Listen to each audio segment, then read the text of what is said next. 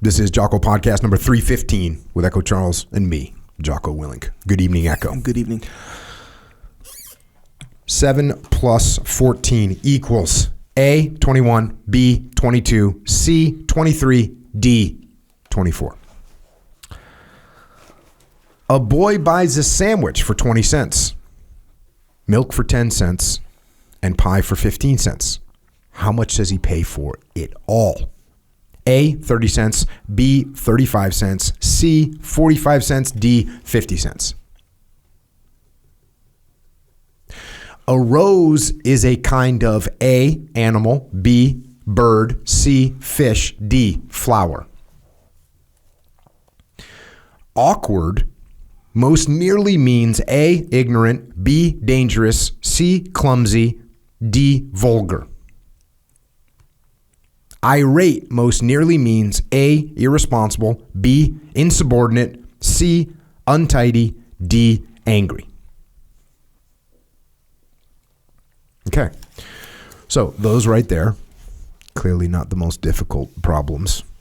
Those are examples from a brochure that was handed out to potential service recruits in the 1960s to explain to them the type of questions that they were going to be asked on the AFQT, the Armed Forces Qualification Test, what we now call the ASVAB, in order to qualify them for military service.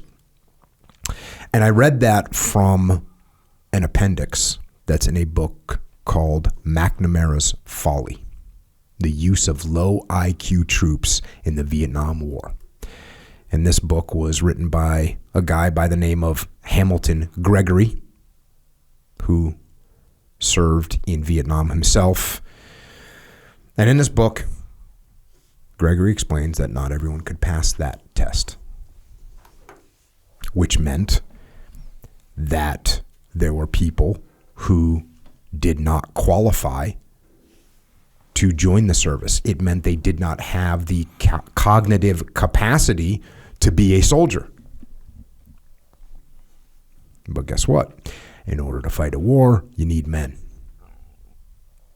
And McNamara devised a way to get more men into the military, whether they were capable or not. And it is a very sad story indeed.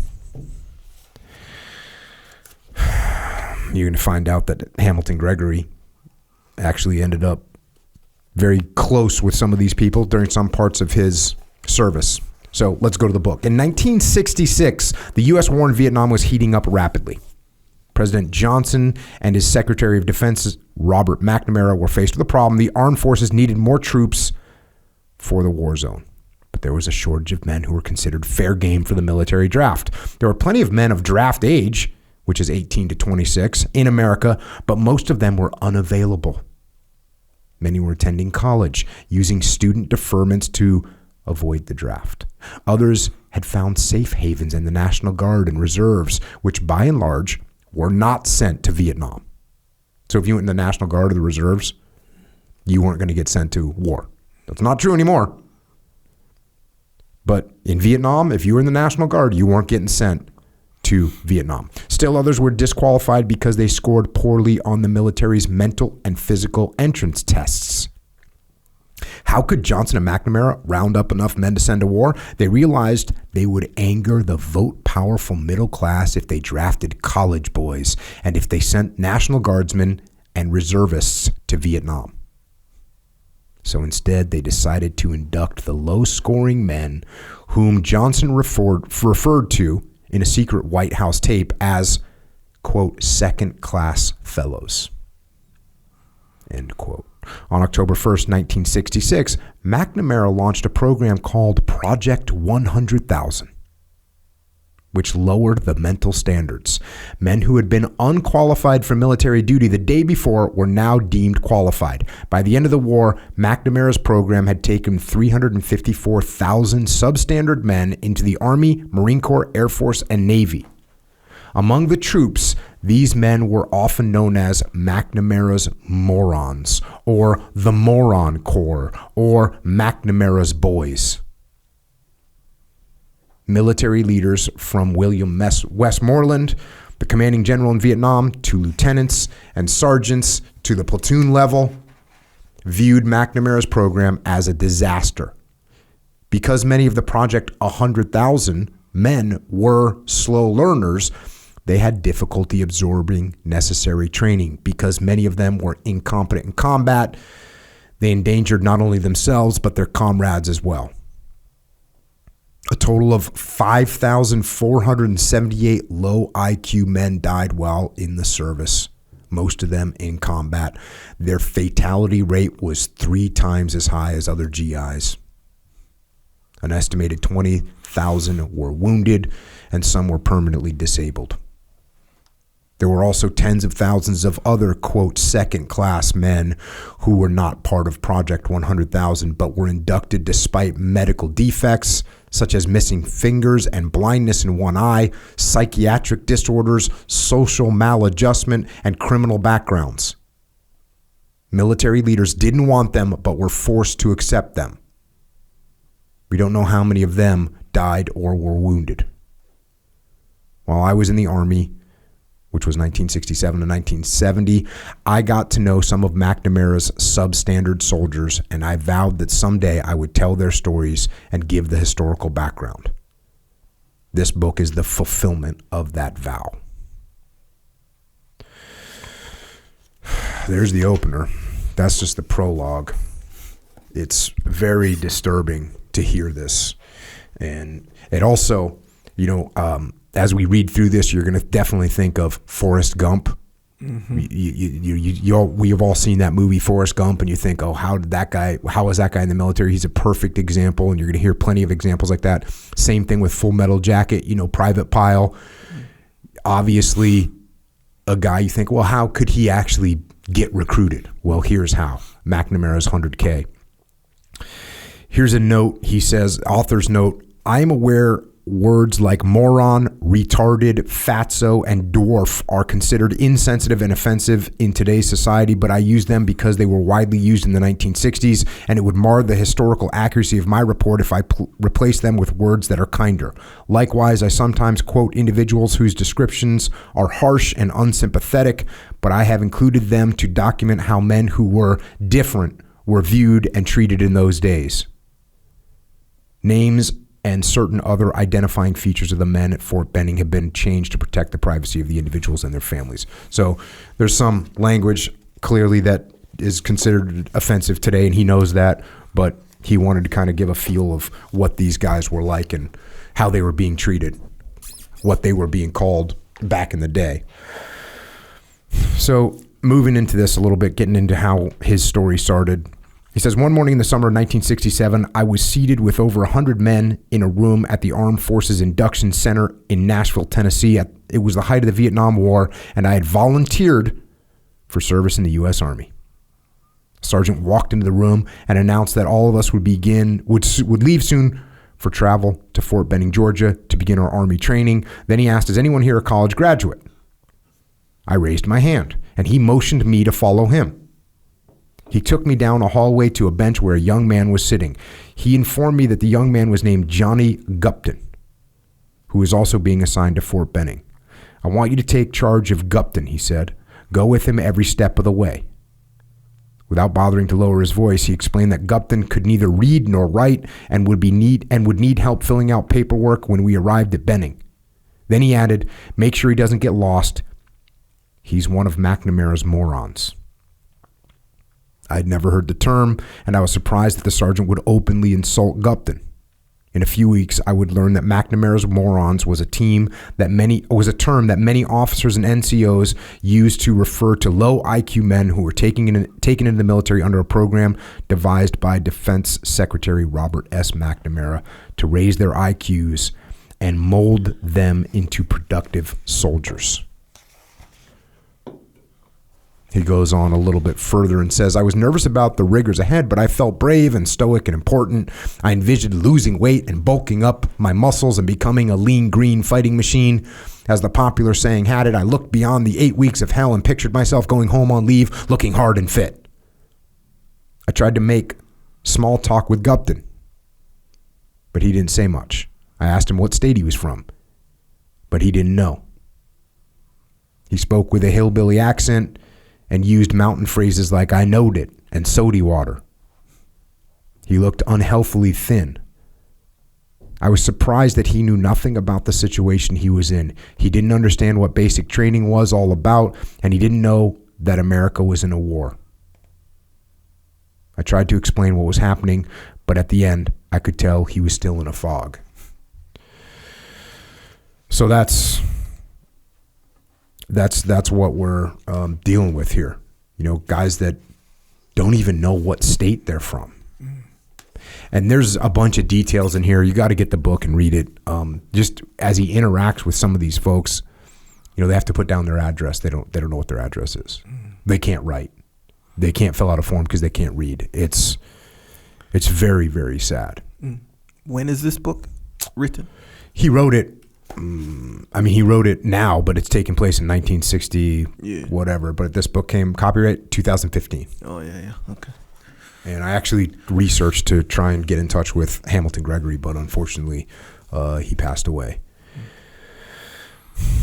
Here's an example of what we're dealing with. Gupton's new combat boots provided a challenge. He could tie the laces, but the knot was primitive and ineffective. I tried to teach him how to make a standard knot to no avail, so I ended up tying his boots every morning.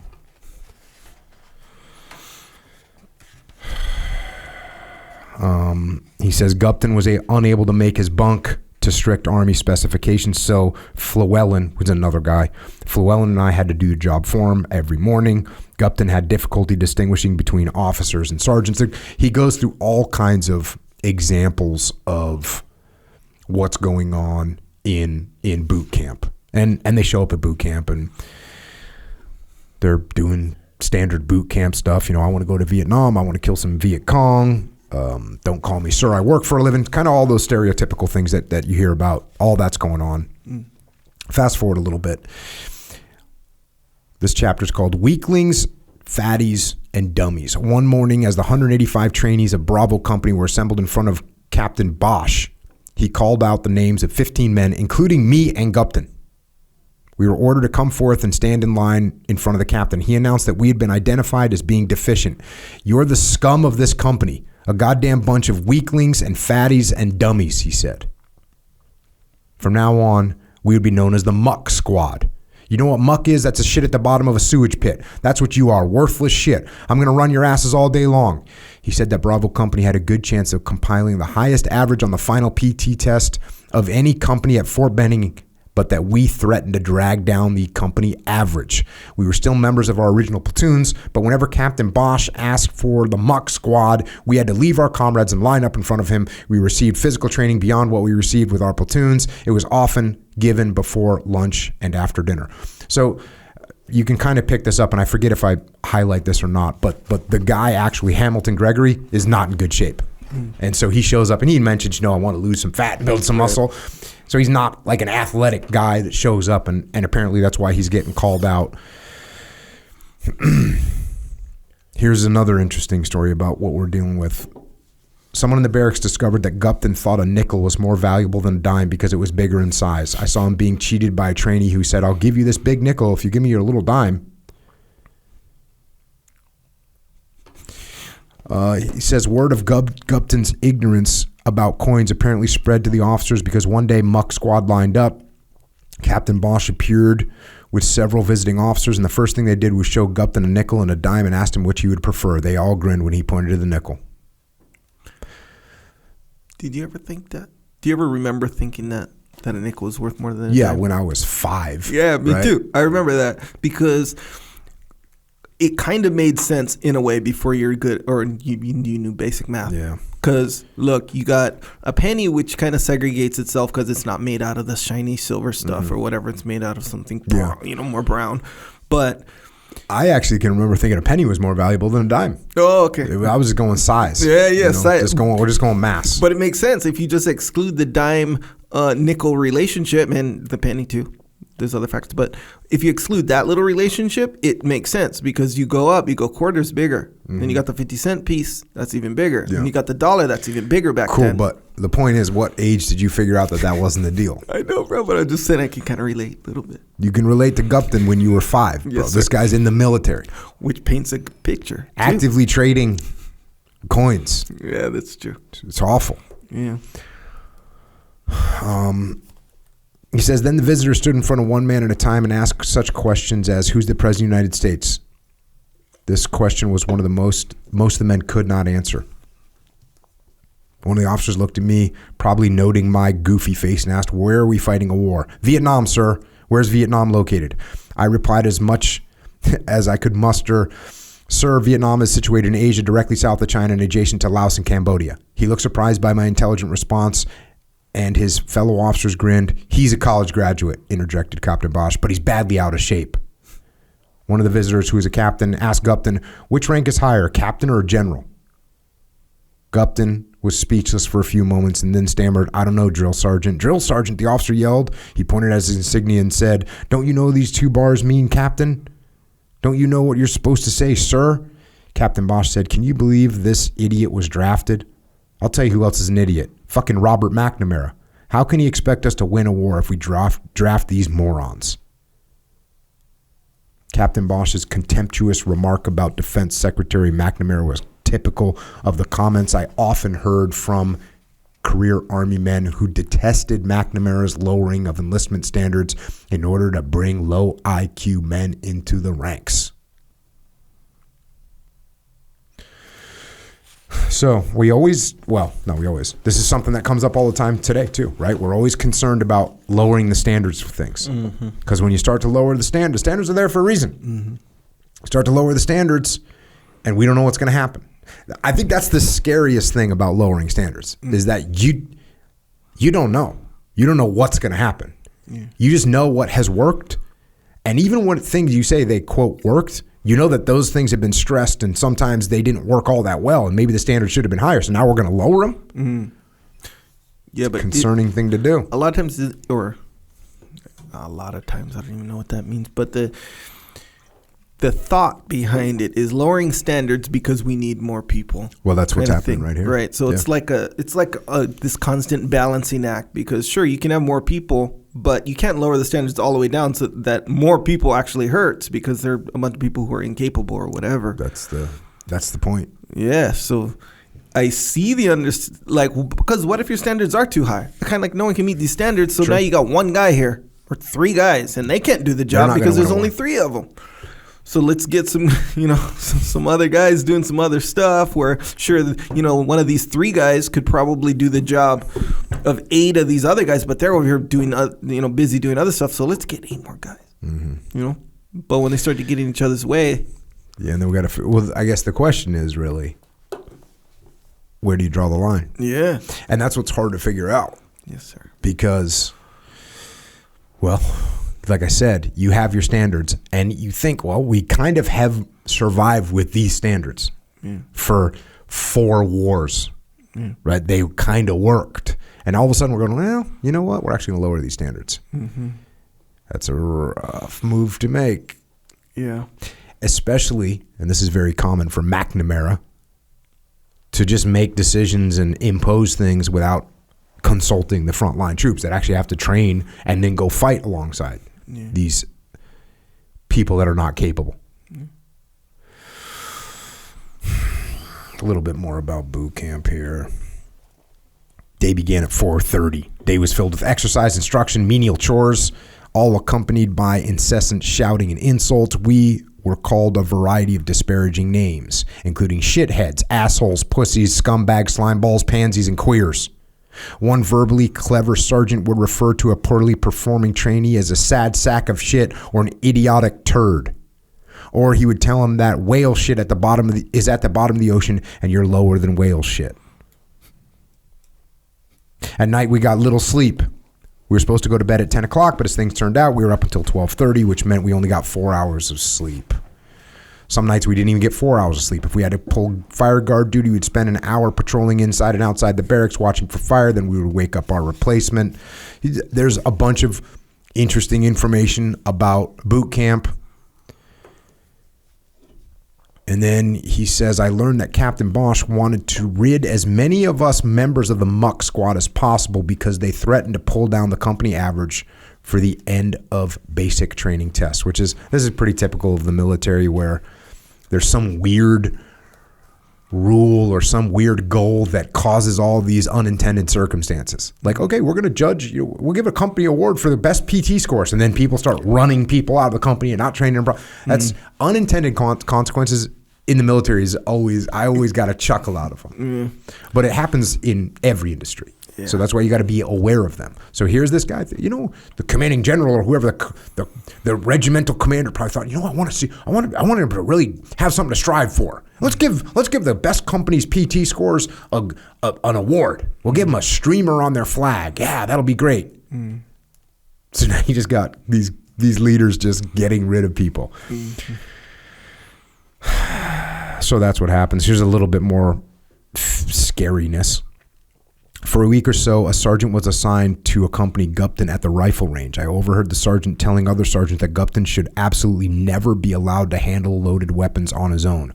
All the sergeants agreed that big trouble would happen in the weeks ahead when we trainees simulated combat with such maneuvers as fire and movement, in which you advance in parallel lines with a partner through an assault course. While your partner ran ahead, you provided cover fire. Then he dropped to the ground and provided cover fire for you as you ran ahead, and so on down the field. The sergeants foresaw disaster. So this guy's not even going to be able to be capable of the fundamental rudimentary tactic of war, which is cover and move. Here, this is where you can see that Gregory's having some issues on one of these forced marches. He's getting called a goddamn pussy. Get back up and run like a man. This continues on. After we marched an hour or so, I got heat cramps in my shoulders and became dizzy and nauseated. At one rest stop, I took a swig of water from my canteen, which made me vomit. Llewellyn, which again is one of his buddies, came over and felt my forehead, which he said was burning up. He summoned Sergeant Boone, who splashed cool water on my face. Then to lighten my load, the sergeant carried my rifle while Llewellyn carried my pack, and we continued our march. When we arrived at the rifle range, I felt sick and dizzy and I was parched. And I walked to a patch of glass, lay down, and blanked out. Next thing I knew, I was in an ambulance, headed toward the hospital. Medic was taking my temperature, which was 105. When we got to the hospital, my temperature was still 105. I was stripped down and dunked into a big hospital tub filled with ice and water. I was kept in the hospital for a few days and then released back to Bravo Company. But while I was gone, Captain Bosch had secured permission to have me sent to Special Training Company because I had missed key days of training and needed, quote, rehabilitation for being recycled to another basic training company. So he's got the opportunity to get rid of this guy that's slow and not in the best of shape, and he gets put in this Special Training Company. So let's fast forward a little bit to this Special Training Company. When I arrived at Special Training Company, I was taken to the orderly room to be interviewed by the first sergeant, undoubtedly influenced by my goofy face. He said, "We got to fill out some paperwork. Can you read and write?" Gregory replies, "I hope so." I said, "I'm a college graduate." He gave me a surprised look. He was just one of the many who prejudged me because I appeared to be adult. I smiled and said, I bet you thought I was one of McNamara's morons." He grinned and said, "We got a lot of morons here. We don't need any more." When I told him I wanted to pass through special training and finish basic as quickly as possible, he seemed pleased, and we ended up having a friendly conversation. There were about 100 men in special training, most of whom had failed basic training because they possessed one or more of these attributes: mentally slow, weak, inept, overweight, or psychologically troubled. Also present were trainees who were convalescing from injuries. Whereas physical training occupied about 40% of our actives in basic training, it consumed 90% in special training company. We were supposed to get instruction that would help us with the rifle and test and the G3 proficiency test, but there was very little assistance. Low IQ men were supposed to get remedial reading lessons, but I saw no evidence of such training. At special training, it was PT all day, every day.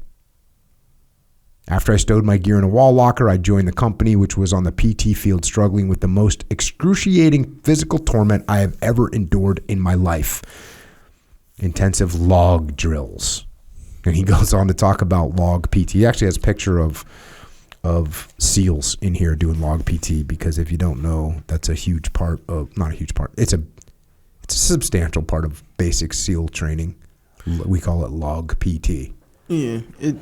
Is that the log PT? Is that mainly because they're not really exercises, right? They're just like, oh, we want to introduce this log to your whole thing to make everything hard, or is it actual like a program when to you work say, out? It's well. What he says here is the drill is nothing but torture involving no true rehabilitation or strengthening. That's what he says. So Yes, maybe that answers your question. Yes, sir. But when you do it in buds, it's definitely like it's teamwork and strength. So you have a log. It's basically a small telephone pole. Maybe it's probably 15 feet long or something like that. Maybe 10 feet long. Do you ever take it in the water? Oh yeah. Does it float? You take it in the water. You take it through the obstacle course. Like, how does it? Because water's not a huge part of it. Okay. And it would have to float, like otherwise you would drown. Right, but you know how there's different. Okay, so on Kauai we have logs too. We mess with or whatever in the water, but sometimes if they're super dry, they'll float. They're like a little flotation. Yeah. But if they're not, they'll kind of float. But if you get on it, it'll sink, and it's a pain in the ass. It's much more a land device. It's more of a land. Yeah, equipment. but you do.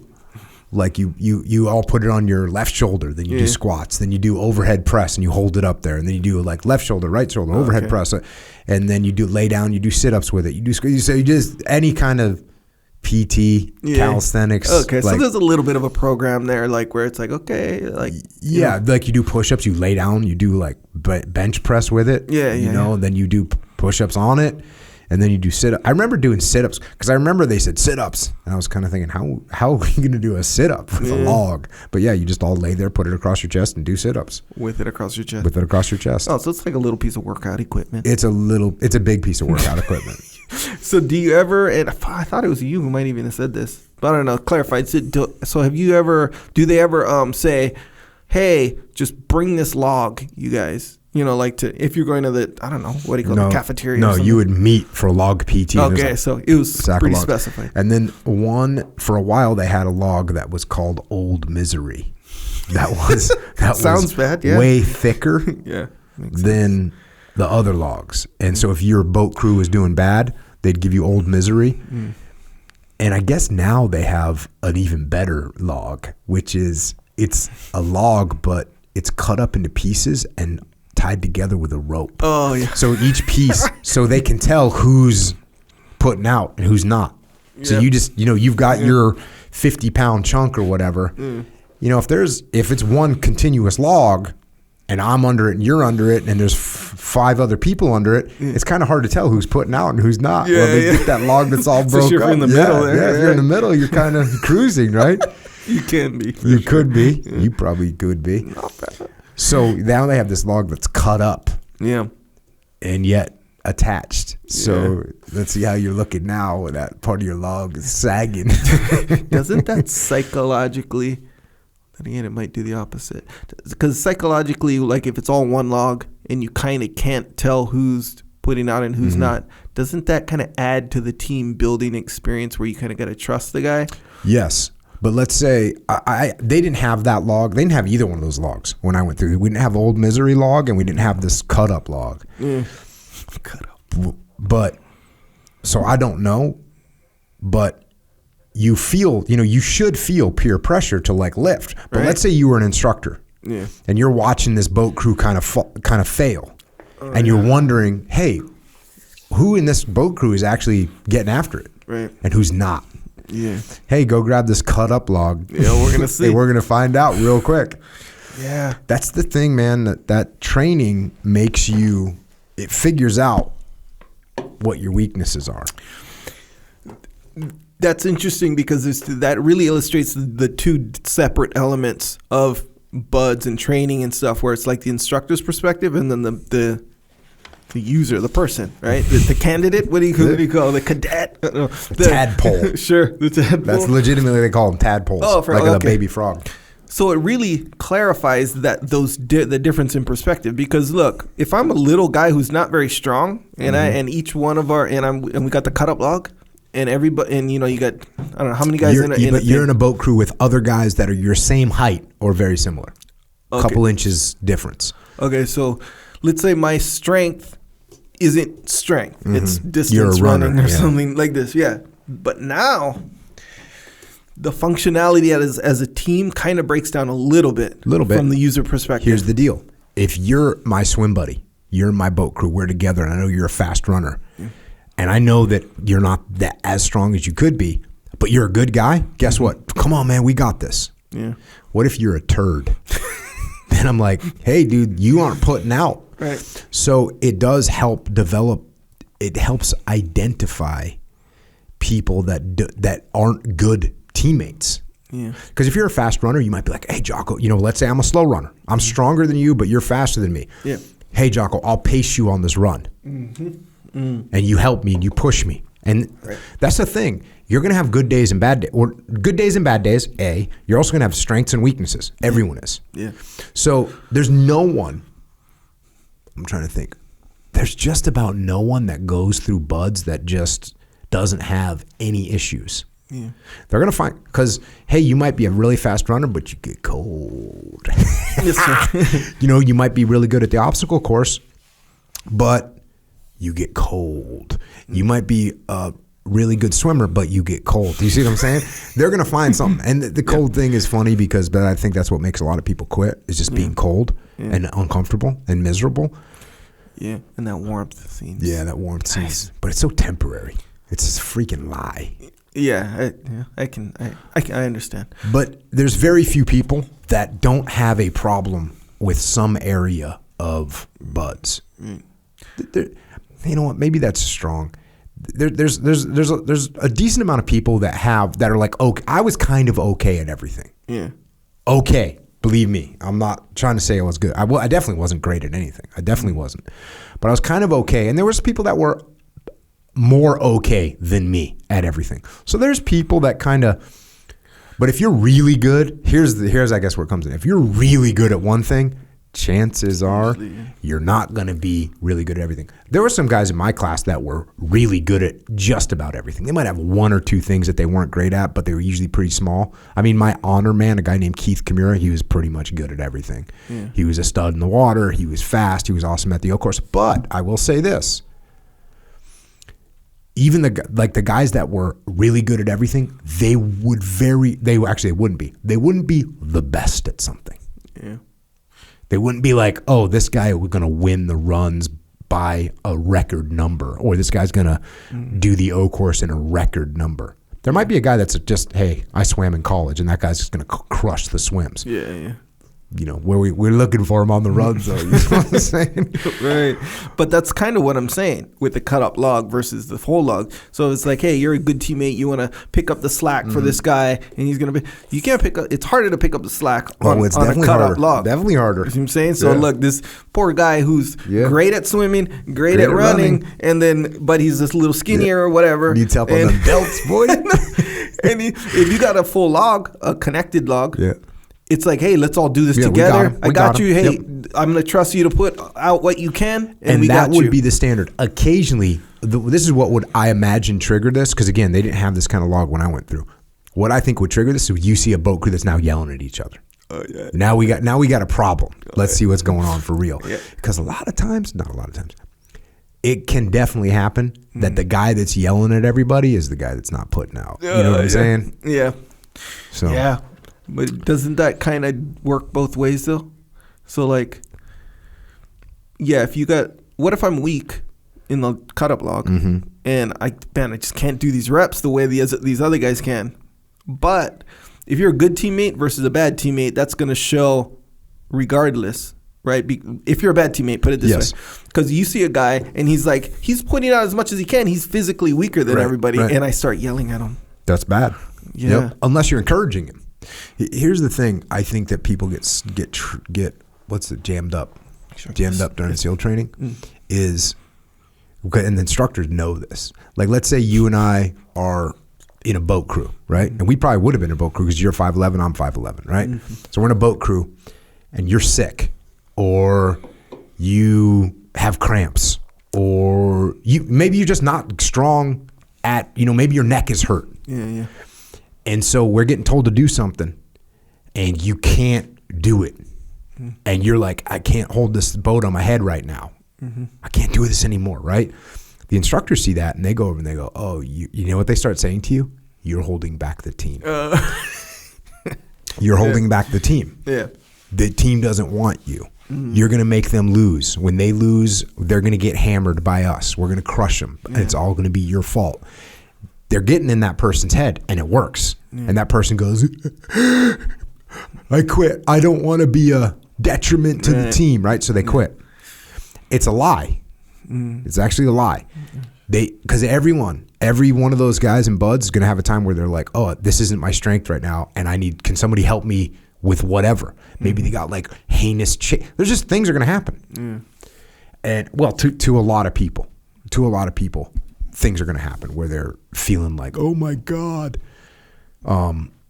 I'm trying to think. I don't think I actually was ever in that bad of a situation during buds where I was like, you got to carry me across the line or whatever. Yeah. But I saw it happen to people. Yeah. And sometimes they would get in those, and it was okay. Yeah. It's, hey man, don't worry. We got you. Hey, just hang on. We'll all, like someone's freezing, I'll cuddle around them to get them warm. Stuff like that, That's what you're trying to do. Now, if the person's a piece of shit, you're kind of like, dude, you look a little chilly over there. Which is part of the game, there's like a little selection going on. Yeah, there's a little class selection, even though it's not formal. Like in Ranger School, they do peer evaluations where you have to rank everyone in the class, and like the last person's getting dropped if they got a couple times in a row. And I forget the actual rules because I never went through Ranger School. But if they rank Echo Charles number 48 again, bottom of the list. Oh, there's Echo Charles again. We're getting rid of him. And so they actually rotate through. They're like, okay, rank me last this time, rank Echo last next time. And so if you do it smart, if you work together, no one gets dropped. No one gets peered out. Pretty good. In SEAL training, they don't really have that, except for what I'm just talking about, which is looking at a guy going, oh, we don't want to help him right now. Yeah. In his moment of weakness. It's handled internally. All right, here we go. Let's get back to the book. Speaking of this, there's various tests. He talks about this test that they have to pass that has a bunch of different components. It's got like a low crawl that you got to make. You got to do these monkey bars. You got to do this sprint jump over trenches type thing. There's a grenade throw. And then a mile run. So they have a test that they have to pass to get out of this training company. And he talks about the various things and what would make people fail. But one of the things he says to succeed in the mile run, you obviously needed endurance, but you also needed problem-solving ability. At the beginning, some of the men would sprint as if they were running a 100-yard dash. This caused them to become out of breath and tired, and they would slow down and struggle for the rest of the mile. They couldn't grasp or apply what the sergeants told them about the need to maintain a steady pace throughout the entire mile. For most of the men in Special Training Company, passing the test was impossible. Their low mental capacity doomed them to failure. They could never pass. Under military rules, they were supposed to stay at special training until they passed all requirements for graduation from basic. So what was going to happen to them? Would the Army keep them in the company until their service time came to an end, or would they be discharged and sent home? Or, horrible to imagine, would there be cheating of the kind that Captain Bosch had used in Bravo Company to send them on to Vietnam? So you got this special training company. In order to get out of there, you got to pass the basic requirements to get out of basic training. And then you can go back to your company and complete. And we already got an example of Captain Bosch that was like, oh, we're going to get rid of some of these guys. And there's another incident that he talked about where there's various forms of cheating that they did to get someone a better PT score, get someone to pass a test. So that's happening. Again, it's a unintended consequence of this whole training program.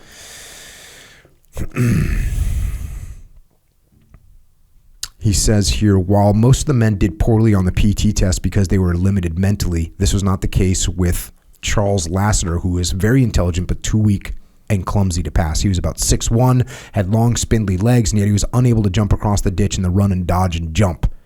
When he ran through the course, he took short, dainty steps, and he was too uncoordinated to make the leap.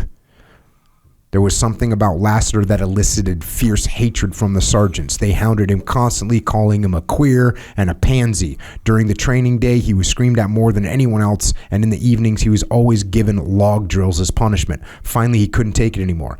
At lunchtime one day, he sat on his bunk and declined to fall out for afternoon formation. I tried to coax him into getting up, but he said, "I can't take any more of this shit." He seemed deeply depressed.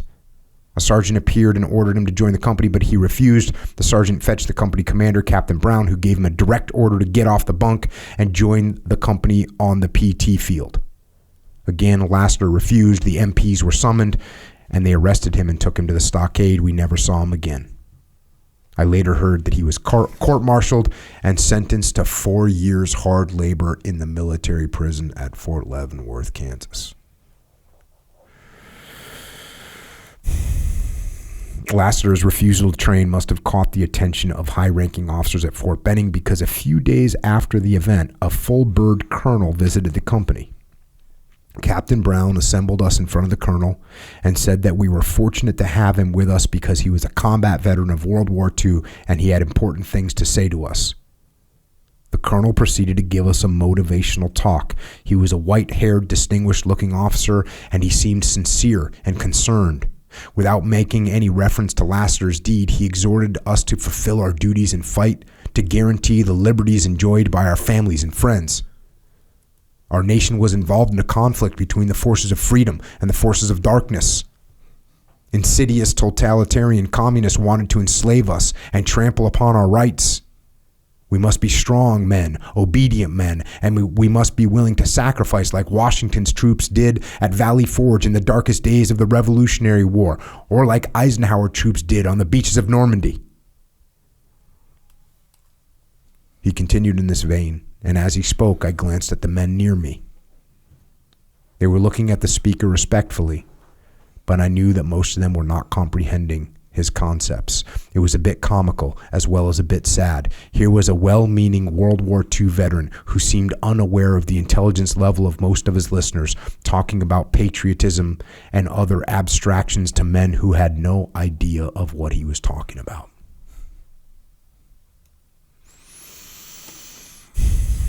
Yeah. I probably should have covered, there's just so many incidents that he covers in here that kind of identifies the mental capacity of the people that he's dealing with. And that's one example, but there's really other obvious ones. You know, he talked about not being able to tie the shoe, not being able to read and write. These guys they just don't have the cognitive capacity to do this stuff. And that was sort of the crux of it. This World War II veteran coming down and delivering this eloquent speech that the guys just don't understand it. Just doesn't mean anything to them. Fast forward a little bit. He says, after a few weeks at special training, I took the final PT test and passed it easily. I was recycled to a new company where I picked up where I'd left off with Bravo Company. I finished basic training with my new company, and then I went to U.S. Army Intelligence School. While I was there, I happened to run into a man who had been at special training as a convalescent while he recuperated from a hand injury. He informed me that all of the men I had known at special training had been, quote, administratively passed, end quote, and sent on to advanced training. He said that the company commander had been ordered to certify that the men were malingerers who could have passed the final test if they had truly wanted to.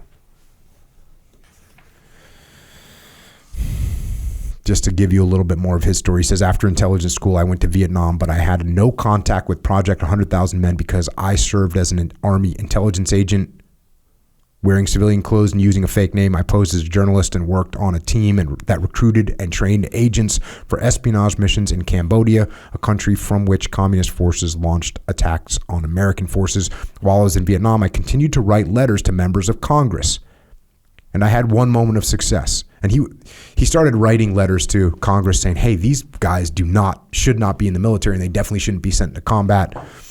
He says, an aide to Senator Robert Kennedy wrote me that he was moved by my descriptions of the low IQ men and was urging the Senate to hold a hearing on Project 100,000.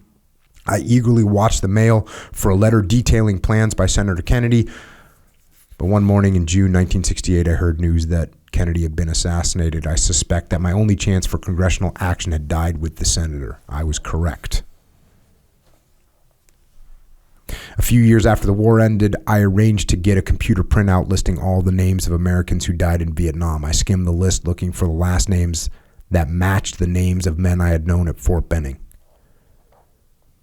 Unfortunately, the death list included the names of two men I had known at Special Training Company, Ernesto Lozano and Freddie Hensley. Lozano was a man I didn't know very well. The only thing I remembered about him was that some of the sergeants had given him the nickname Retardo. Freddie Hensley, of course, I knew well. I was not surprised to discover that he had been killed in combat. With his good looks, he probably was assumed to be normal and moved along to Vietnam and sent out in the field. And I didn't cover that part, but Freddie Hensley was a guy that looked very like a handsome guy, normal looking guy, but he just wasn't very intellectually capable. He says, Freddie's death hit me hard. I remembered how he was always sighing, an indication of the tremendous anxiety he experienced in special training. I remembered how he lacked the mental quickness to qualify with the M14 rifle. I felt enormous anger, which I still feel decades later. He never should have been drafted. He never should have been administratively passed at special training. He never should have been sent into combat. Grasping at straws, I got to thinking that maybe there was another man named Freddie Hensley who died, so I tried to find his family by telephoning people in his hometown with the same last name. I eventually made contact with his mother and ascertained that the Freddie I had known was indeed the man who had died in Vietnam. I told her that I had been Freddie's friend at Fort Benning. She said that she and the family were proud that Freddie had given his life to defend his country. As we talked, I carefully introduced my belief that Freddie should not have been sent into combat. Before long, she was expressing grief and anger and bewilderment. She told me that when Freddie received his draft notice, she and other family members went to the induction center and explained that Freddie had been a EMR, educable, mentally retarded classes at school, and had not been able to drive a car, and that it was a mistake to draft him. In response, the drill sergeant reassured the family that Freddie would not be put into danger. He would just do menial jobs such as sweeping floors and peeling potatoes. He was a good boy, she said. When he was little, we used to go everywhere together. He was my little man. She began to sob, and she lamented, why did they have to draft him? I want to know why. So now we get into the part of the book that answers that question. Why? Why was this happening? This section's about Project 100,000 and gives some really interesting information. And, I usually, when we have Vietnam guys on here, I always kind of probe this area of what was it like? What were the protests like?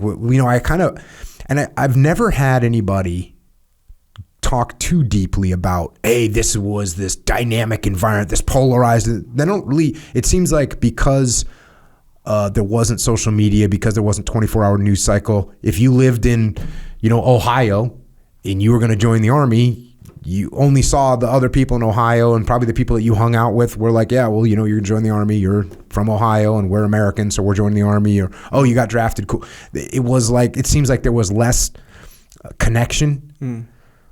But it's interesting to hear some of these statistics that he talks about here and the way this all looked and the way this all washed out. And the other thing is we have guys that either got drafted and said Roger that, or they joined up. Either way. So here we go. Yes, the majority of Americans who served in Vietnam were technically volunteers. Some were indeed true volunteers, such as the idealistic, patriotic youths described.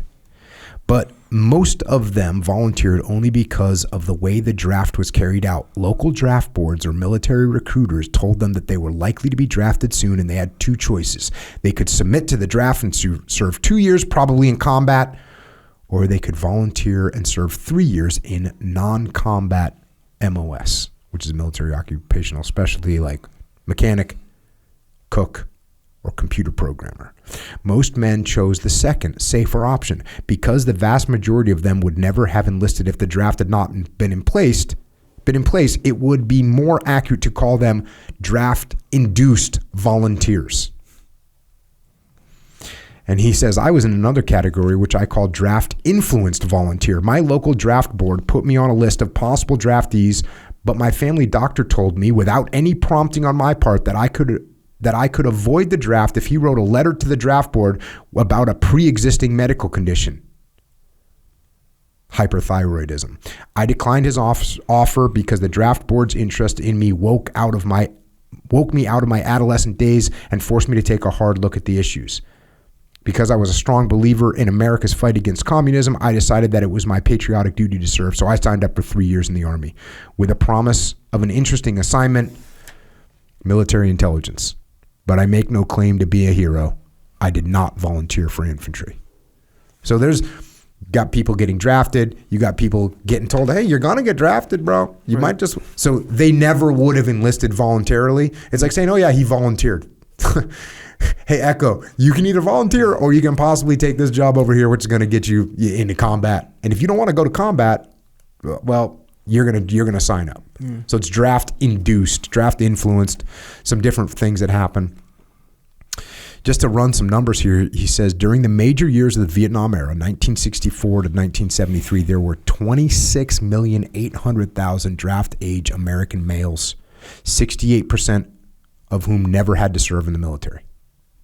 They were excused because they were students or fathers or had physical limitations of some other disqualifying status. You know, this whole freaking thing, I used to wonder, I mean, when I was younger, why is going to college, how does that get you out of military service? Yeah. I don't get that, right? How does that work? Yeah. Wait, you're going to college and now you can't go fight? Why can't you fight?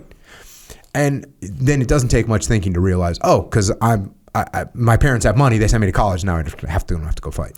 Yeah, and you mentioned it earlier too, right? Where that'll kind of make the general society unhappy, where it's like, hey, these are like, they have important roles in our society because they're educated and all this stuff. Yeah, so if you send them to war, we don't have these people in society. Yeah, and it's also the middle class. So the middle class kids are going to college. So if you don't want to piss off the middle class parents, who are the ones that vote, what do? You say, hey, don't worry about Johnny. As long as he's going to college, he doesn't have to worry about signing up for the draft. Right. I would imagine back then there was a lot less people going to college as well. Yeah. I would imagine. Until the Vietnam War kicked off and they found out they could get out of the draft and they were lining up. Then everybody, yeah. He said that left 30% to fill the ranks. Some signed up for hazardous duty, but the majority managed to steer clear of the battlefield by going to the National Guard or reserves, which in the Vietnam War were rarely used for combat, or by signing up for non-combat positions in the Army, Air Force, Navy, or Coast Guard. Some men spent their entire service time in non-lethal locales such as the U.S., Germany, Korea, and the Panama Canal Zone. So you could have enlisted and gotten any of these non-combat jobs. Ultimately, out of every 100 American males of draft age in the Vietnam era, only 12 were sent to Vietnam. Of these 12 men, 9 had non-combat support roles but weren't entirely risk-free. They were potential targets of rocket, booby traps, terrorist attacks, mortars. The remaining 3 men, so out of 100, we're down to 3. The remaining 3 men served under fire in one of the following high-risk situations. Fighting in one of the hardcore combat arms of the Army or Marine Corps infantry, artillery, Army, special operations, close air support. 2, serving in the dangerous positions such in the Air Force, Navy, or Coast Guard, such as combat aviators or patrol boat warriors. Or 3, trying to save lives in one of the most vulnerable of all battlefield jobs, combat medic. While a few men were eager for combat, most were not. Tony Zinni, a Vietnam veteran who later became a 4-star general in the Marine Corps, said, "It was hard to find Americans who'd actually chosen to fight in Vietnam. Most who served there had to be forced to go." So that's what we're dealing with. 26 million people that are 26 million men that were draft age. 68% never, they were disqualified because they were students or physical limitations or fathers or some other disqualifying status. Then you end up with a bunch of them that join the National Guard or the reserves, which during Vietnam was kind of a way out of going to Vietnam. Then you got guys that joined in the non-combat role, and eventually you get down to that small percentage of people that stepped up to fight. There's a section here called avoidance. During the Vietnam War, almost all of the nation's affluent youth and a majority of the middle class escaped the draft by going to college or claiming a disability or exemption. A University of Notre Dame study estimated that 75% of excused men had actively tried to avoid the draft. Throughout the war years, many loopholes were available. One of the most famous cases involved actor George Hamilton, who persuaded his draft board to give him a hardship deferment because he was the sole support of his mother, who lived in his Hollywood mansion and relied on his $200,000 annual income, which would be $1.375 million in today's dollars. Men in certain occupations, such as engineers, farmers, teachers, ministers, and divinity students, won automatic exemptions. Fatherhood could win a deferral. So a number of young men felt pressure to get married and start a family. He has a little section here talking about peace children, which are basically guys that had kids so they didn't have to go to war. A popular way to avoid the draft was to find a doctor who would attest to a medical problem such as flat feet, extreme allergies, or skin rashes.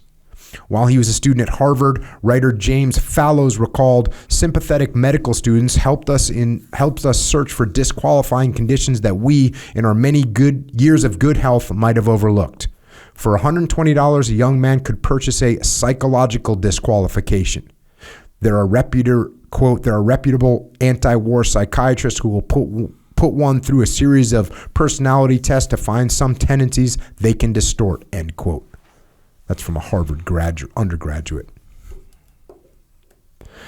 Having a letter from a doctor was a sure way to win a medical exemption. For example, the Induction Center in Seattle, Washington divided men into two groups: those who had letters from doctors and those that did not. Everyone with a letter got an exemption, no matter what the letter said. Induction centers rarely had the time to contest what an outside expert said. Using letters demonstrated the advantages held by middle-class men who had easy access to sympathetic physician. Working class and poor men either had no such access or they were unaware that a doctor's letter was an option. Some men gained disqualifications by contriving to fail their pre-induction physical exams. A University of Michigan student ate 3 large pizzas each night for 6 months so that he exceeded the military's weight limit for his height. He was disqualified. Some men jabbed their arms with needles to pass themselves off as heroin addicts. He goes on talking about people that were getting braces. I guess you weren't allowed to have braces, so he'd get people. Dentists would charge $1,000 to $2,000, which in today's money is between $7,000 and $14,000 to get braces put on, so now you don't get drafted. I had a neighbor. I might have told you this before. I had a neighbor she was an older lady. You know, it was like our neighbor's mom or whatever. Mm-hmm. She said her brother dodged the draft by drinking soy sauce and getting high blood pressure. So he was medically exempt or whatever because of high blood pressure, and that was like a thing. Like, and other people, like his friends or whatever, would do that as well. Trick. So they wouldn't have to. I wonder how much soy sauce they had to drink. I know, right? But blood pressure is like, that seems like something you can just sort of cure with, like, even like the weight thing. It's like, bro, just lose weight or whatever. Yeah. Like, and do this. And, or even like blood pressure, like if you change your diet even just a little bit. Like, okay, so I went to the doctor coincidentally today just to get, check up, normal stuff. And they take your blood pressure. And the doctor said there's a thing called white coat syndrome. You ever heard of that? No. I never did either until today. And I was like, oh, what is that? It's like people's blood pressure will rise because they're in the doctor's office. just because they're nervous in the doctor's office. That's how blood pressure is. Mm-hmm. So now I'm thinking back, it's like, bro, shoot, braces? Bro, these are some really low standard medical exemption scenarios. Yep. So on one hand, the bar's really low. Well, that's the thing. It's going to get lower. But also, it's kind of high in a way, is what I'm saying. Yeah, this is early though, right? This is This is also they didn't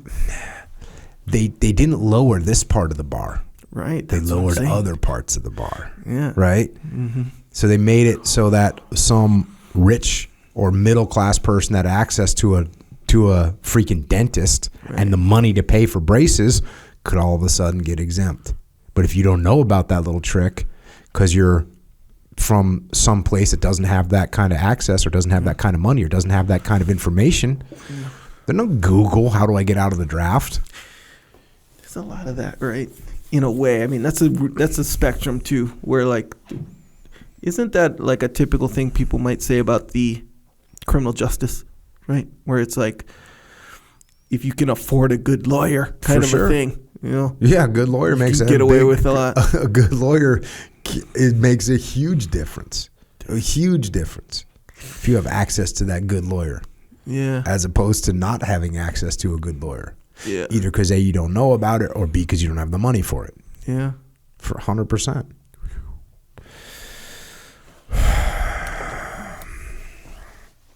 Check this out. Professional football players were virtually immune to being drafted.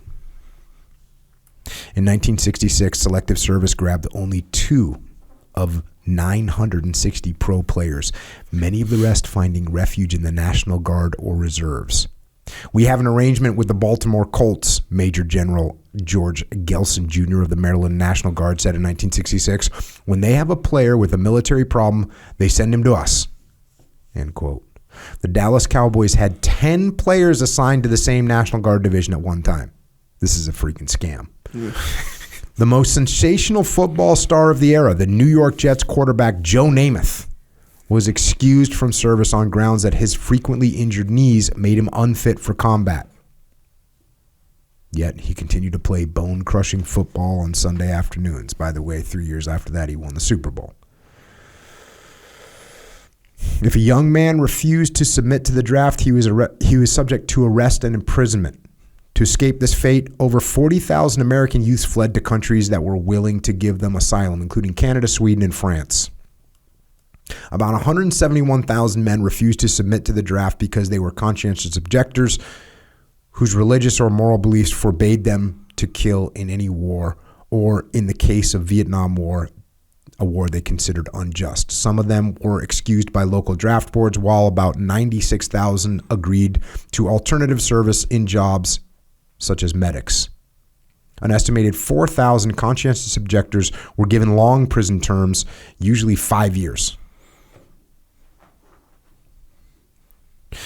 Yeah, and what's jacked up about that is if you're honest and say, look, I don't want to go fight because I don't believe in the war, you're going to jail. Meanwhile, someone that's getting braces is like cleared. Yeah. Some draft avoiders felt remorse over their actions. When he was 66 years old, film and TV actor John Lithgow revealed that while he was in his 20s, he won a disqualification by wearing urine-soaked clothes and pretending to be insane during a pre-induction interview. A sense of shame, he said, stayed with me for years and has never entirely disappeared. Some of that shame had to do with the appalling suffering caused by the Vietnam War, suffering that I so conveniently avoided.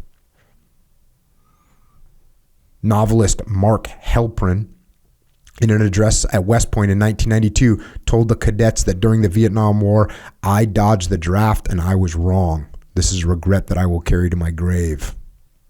Former Vice President Dick Cheney, who spent the war in college and graduate school, sought and received 5 deferments from his draft board, 4 student deferments and 1 hardship deferment, even though he was pro-war.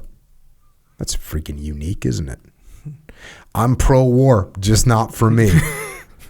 Years later, when he was one of the prime architects of the war in Iraq and was accused of being a hypocrite for sending thousands of men into combat, he justified his Vietnam-era behavior in this way, quote, "I had other priorities in the 60s than military service. I don't regret the decisions I made," end quote. Okay. You don't regret the decisions you made. Got it there, dick. Reacting to comments by Cheney and other successful politicians, Paul Marks, a draftee in the Korean War, wrote the Baltimore Sun, quote, "For every draft avoider, someone else was made to serve in order to meet the military's quotas. That someone else might very well have been killed in Vietnam. Many of America's most accomplished young men were ready to pass the buck and let someone else, someone less sophisticated and knowledgeable, make the sacrifices while they pursued their personal ambitions," end quote. Joining the National Guard or Reserves was a popular option because relatively few guardsmen and reservists were sent to Vietnam. Again, this is totally different now. And National Guard and Reserve were deployed all the time in Iraq and Afghanistan. Out of every 1 million men who enlisted in the National Guard and Reserves during the Vietnam era, only 15,000 of them actually served in Vietnam. That's a tiny percentage. Alan Vanneman, who served in a combat artillery unit in Vietnam in 1968 and 1969, said, "I trained with several hundred country boys from Louisiana and Alabama who were bound for National Guard units. They were, as they gleefully put it, NG, not going."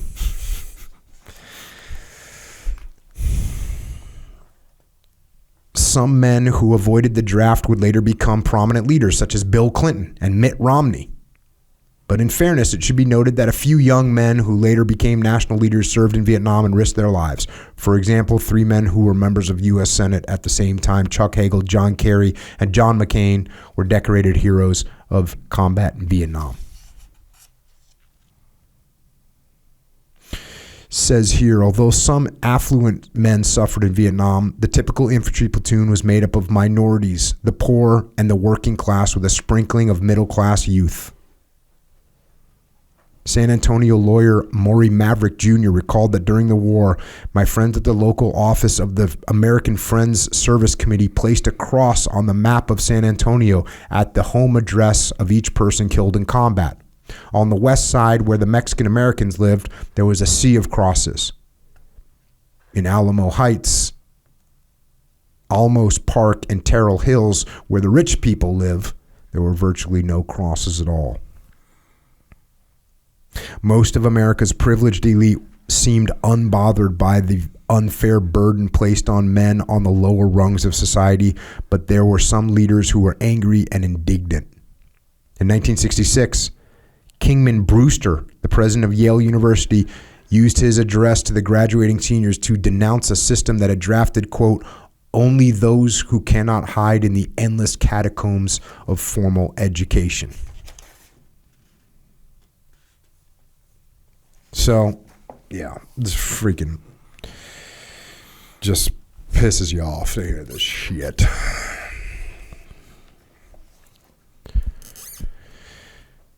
This is going into McNamara's plan. The year was 1966, was crunch time for the American military. Because so many middle-class American males were avoiding the draft, the military faced the prospect of serious manpower shortages. Because most of the men did not volunteer to extend their tour of duty, thousands of fresh troops had to be deployed to Vietnam every month to replace the thousands that were departing. To supply extra troops that were urgently needed, President Johnson was faced with a tough choice. Here you go, President Johnson. He could have revoked student deferments and forced thousands of college boys into the Army, or he could have used the 1 million men in the National Guard and Reserves. But either action would have angered the vote-powerful middle class, so instead he turned to the working class and the poor. God, what a shitbird. Here, however, he also found trouble rounding up enough eligible men. There are plenty of men of the right age in the poorer neighborhoods, but many of them have flunked the military's entrance exam, the Armed Forces Qualification Test. That's what I kicked the podcast off with. Johnson and Defense Secretary McNamara desperately needed them, however, so they lowered the standards for passing the AFQT. Suddenly, Thousands of low aptitude men, once declared unacceptable because of low AFQT scores, were now subject to the draft. Johnson and McNamara tried to make their action appear to be based on humanitarian compassion.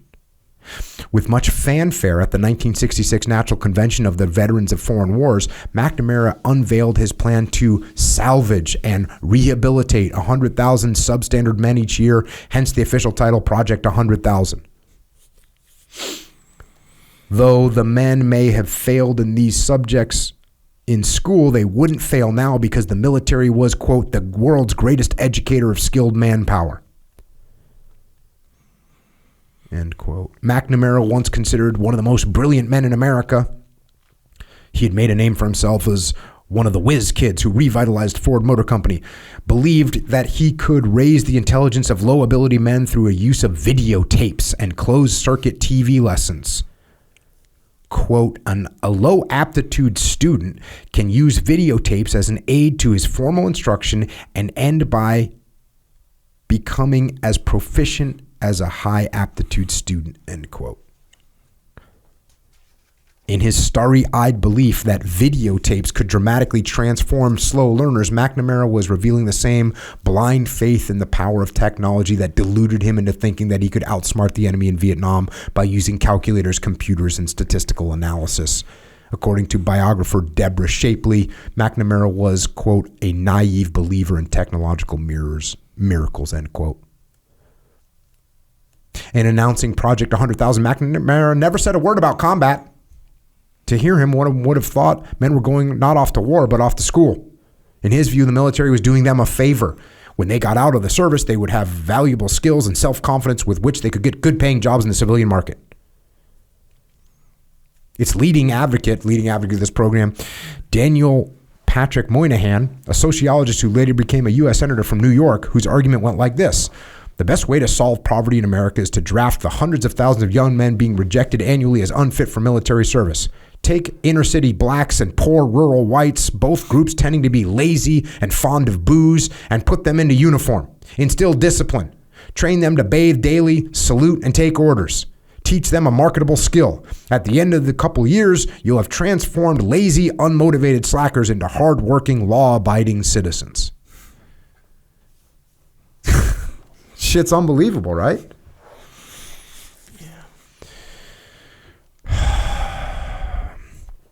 Now there was pushback. There was pushback from the uniformed military. So you got McNamara, who's the Secretary of Defense. You know, he's a civilian, but he's presenting this great plan, and the leadership inside the military was going, "Hey, this shit ain't gonna work." And McNamara told Johnson that uniformed officers in the Defense Department were opposed to drafting low aptitude men because, quote, they don't want to be in the business of dealing with morons in moron camps. The Army doesn't want to be thought of as a rehabilitation agency, end quote. But McNamara, who's a fucking arrogant guy and thinks he's smart, just pushes this program anyways.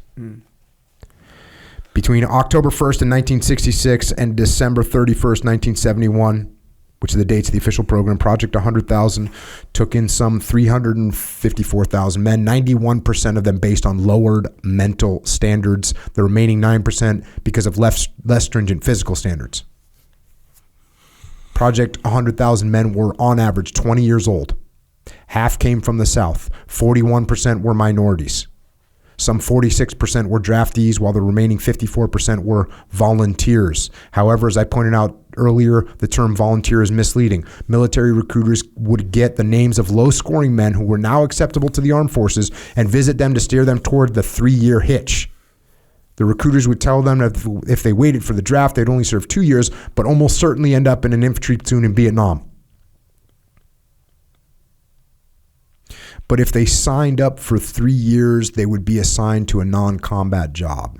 There was, however, a big catch. The military did not have to honor any oral promises made by a recruiter. A recruiter might promise a man a job like helicopter maintenance, but after basic training, when it was time to go to a specialized school, the military could decide that his test scores were not high enough to qualify for helicopter maintenance, or in some cases, he could be sent to helicopter maintenance school, and if he flunked during training, he was subject to transfer to infantry. Thousands of 3-year projects, 100,000 volunteers ended up in infantry because of this catch. Many critics denounce as fraudulent behavior. Project 100,000 men were assigned to all major branches of the armed forces, 71% to the Army, 10% to the Marine Corps, 10% to the Navy, 9% to the Air Force. Brings me back to that one book. I mean, all this stuff is going on, all these people avoiding. We covered that one book called Company Commander, and the guy's going through Army OC, Army Officer Candidate School, and they're like, where do you want? I think that's what book it was. I think it was the book Company Commander. But you have to write down your 3 choices of where you want to get stationed. He writes Infantry Platoon Commander, Infantry Platoon Commander, Infantry Platoon Commander. God. And all these other people just avoiding fighting. It's hard for me just straight up to understand the perspective. Like when I read this and I read that all these 68% of people avoided the draft, like I read that, it's hard for me to compute that. It's hard for me to compute like being a man and being like, oh, a bunch of people are going to go fight a war. I'm going to hide over here. Yeah. It's hard for me to compute that. I got to be honest with you. Yeah, that makes sense to me that it'd be hard for you to compute. It's hard for me to understand it. What kind of human you have to be.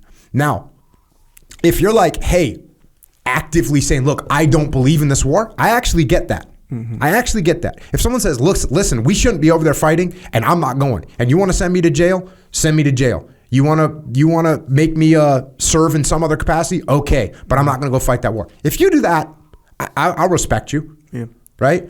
If you hide and get braces and get a letter from a psychologist, and that's what you do, no, I cannot believe that the numbers are that high. It's crazy.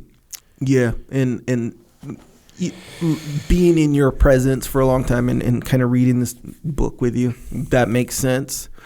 But if you think back to, let's say, a 20-year-old person who isn't like you, like maybe they do have money, maybe they're middle class and they got normal stuff, quote unquote, normal stuff going on. They're not really into politics or history or nothing like that. They're just into normal stuff. And then they hear on the news, hey, there's a war going on, and you know what? You don't have a choice. You have to fight it. And he was like, bro, I don't want to go in the military. Like, that was never my plan. That was never nothing. In fact, bro, I kind of want to just be a doctor. Well, that's a good point. And the good point, the great point that you're making is a point that I've actually been making a lot lately. And I talked about it when I was on with Rogan, which is when you impose something on someone, they reject it. So that's a great example. You impose the draft on people, they're going to get freaking pissed off. They're going to get nervous. They're going to run away from it. So that's a good point. And when I take that into account, then I understand it better. So thank you for helping me understand a little bit better. When someone says, hey, you're going to war, and that's not part of your thing, you kind of think, wait a second, I'm not going to war. Where's the dentist? I need some braces over here. But even with that being said, so I understand that's a good point. But even that being said, the fact that the numbers are that large, that it was a thing to go get braces, that it was a thing that people were writing home from college going, don't worry, Mom, I got to get a letter from a psychologist. We have to pay $125 and they'll write up a report of, that was a thing. It wasn't like a rare case. Yeah, but and then even then, again, from our perspective, when it's done with and when things kind of sort themselves out, like that makes sense for sure to maybe have trouble seeing that. But again, think about how it was probably like for anything, like, hey, what if your neighbor, hey, look, I grew up on, 5th Street and bro, we're not into politics. We play baseball. And yeah, I heard about this quote unquote war. I don't know anyone in the military. I don't know anyone, not one single person. In fact, I heard of, my neighbor's cousin that lives in the other side of the country went in the military. I don't know anyone in the military. I want to be a dentist. I want to be a lawyer, and, I want to be a fireman. And that's the culture. And then it's like, oh my gosh, you hear it on the news, you get in the mail, whatever. You got to register for the draft, which is this. You have to go in the military and you got to go fight this war that you don't know anything about. You don't know anything in the military. And now you have to do it. Otherwise, you go to jail. So, and it's like, damn, now I got to risk my life for something I don't really know about. Not necessarily that I'm against or for or nothing like that. I just don't really know about it. I'm 18 years old. I don't know about that kind of stuff right now. And then your neighbor goes and is like, hey, I can't go. I got flat feet. And we're like, oh, wait, do I have flat? I don't even know if I have flat feet. Let me go to the doctor or whatever and see what up. Oh, this guy, I had braces. Let me go see if I need some braces because I don't want to go either. None of us want to go. We never did. Yeah. And all I have to do is, and then you start to just get that culture where it's not shameful to go get braces. It's not, well, that's a big piece of it. Those are all great points, and you're right. And imposing things on people, and just like imposing the draft. That's why people always like, hey, don't you think everyone should serve in the military? I always generally think not really, because when you start imposing things on people, hey, would it be good? Yes.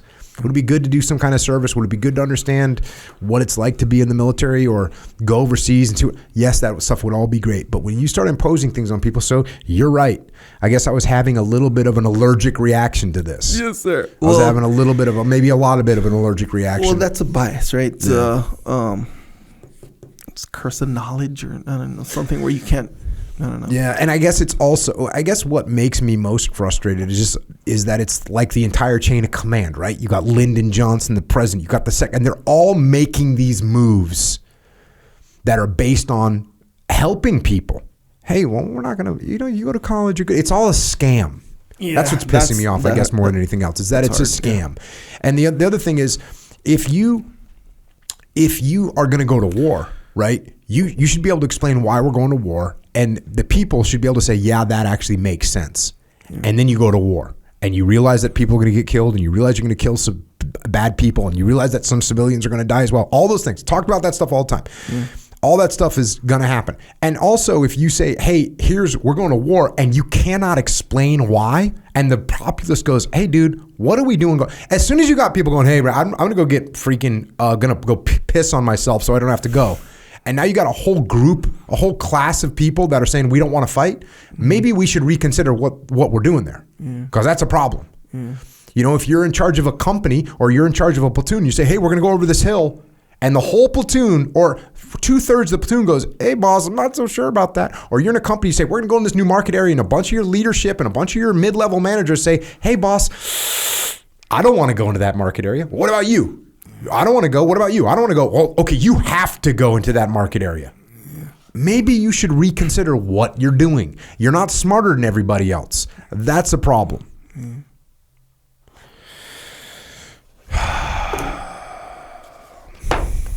Going back to this book. Most Project 100,000 men were graduated from basic training, even if company commanders had to cheat to get them through. After leaving basic training, Project 100,000 men were sent to AIT, which is Advanced Individual Training, to learn infantry tactics, or if they were lucky, specialized skills such as radio telephone operator, RTO, props. Called the Moron Corps at Fort Polk, Project 100,000 men were, quote, pretty damn bad, recalled one officer. Somebody had to help them to get dressed in the morning. They couldn't understand what was going on. Another officer said lots of these guys just weren't fit to do a job. I had to help one buy a toothbrush and pack his bags so he could report to another duty station. Fast forward a little bit. Most of the 354,000 men of Project 100K went to Vietnam, with about half of them assigned to combat units, which is just insane. A total of 5,478 of these men died while in service, most of them in combat. Their fatality rate was 3 times that of the other GIs, though precise figures are unavailable. All of these tallies would be higher if we knew the number of deaths and injuries of substandard men who were not officially counted in Project 100,000, according to Colonel David Hackworth, hand salute, who fought in both Korea and Vietnam wars and became one of the most highly decorated warriors in American history. Project 100,000 was implemented to produce more grunts for the killing fields of Vietnam. It took unfit recruits from the bottom of the barrel and rushed them to Vietnam. The result was human applesauce. He added that for fighting in combat, quote, 10 smart and fit soldiers are better than 100 out-of-shape dummies, end quote. And that's the comments you were bringing up earlier. I get 3 guys, I get 8 guys. That's his ratio. He's given up 10 to 100. Is that a hyperbole, a little exaggerated? Maybe. Yeah. But if you're talking about people that can't tie their shoes, it might not be hyperbole. It might be reality. Yeah. Yeah, nonetheless, he's making the point that that's a big deal. Yeah. One veteran who had good reason to be dismayed by the deaths of Project 100,000 Men in Vietnam was Leslie John Shellhase, who had been wounded in the Battle of Bulge in World War II and had served as a lieutenant colonel under McNamara at the Pentagon in the late 1960s. He said he played a central role in planning for Project 100,000, which he considered a bad idea from the start. We, meaning the Pentagon planners, resisted Project 100,000 because we knew that wars are not won by using marginal manpower as cannon fodder, but rather by risking and sometimes losing the flower of a nation's youth, end quote. Can you imagine being in charge of something and you're getting all this resistance from people that actually do that for a living and you force it down their throats anyways? That's, again, to your point earlier, which is a reference to my point. When you impose things on people, it's a bad move. Lieutenant Paul D. Walker, who served in Vietnam. Oh, and by the way, you know what? You've heard me say that imposing things on people doesn't work. It doesn't, clearly, because you impose the draft on people and they avoid it. They get braces, they piss on themselves, whatever. So you think, oh, well, we'll just draft it. It doesn't work. It doesn't work to impose things on people. Lieutenant Paul D. Walker, who served in Vietnam as a platoon leader in the Armored Cavalry of the 1st Infantry Division, wrote about the worst episode during his tour of duty. We had not seen a single enemy soldier in 2 days of combat operations, resulting in 3 killed, 10 wounded, and 3 vehicles destroyed. He blamed the 4 Project 100,000 men in his platoon who accounted for more than their share of casualties and accidents. He said that some of the Project 100,000 men were, quote, virtually untrainable and never should have been allowed into the military and certainly not sent into combat.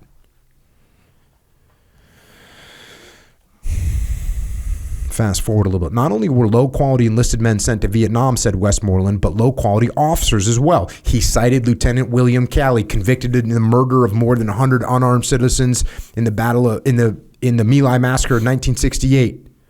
According to Arnold R. Isaacs, the Vietnam War correspondent for the Baltimore Sun, Calley, quote, flunked out of Palm Beach Junior College with 2 C's, a D, and 4 F's in his first year, and reportedly managed to get through officer candidate school without even learning how to read a map or use a compass, end quote.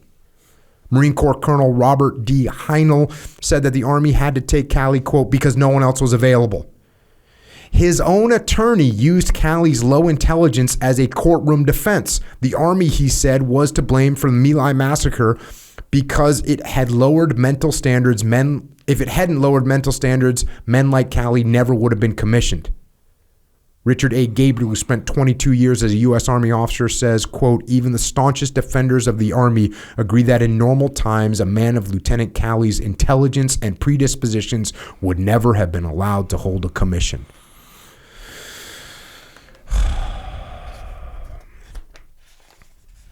Talking about that pushback. During the early years of the war, when McNamara was campaigning to draft lower aptitude men, wise military commanders and veterans were warning against his misguided idea. For example, in 1964, 2 years before Project 100K was launched, an impassioned article appeared in the American Bar Association Journal by Texas attorney and Reserve Air Force Captain William F. Walsh, who wrote, warfare is steadily growing more complex.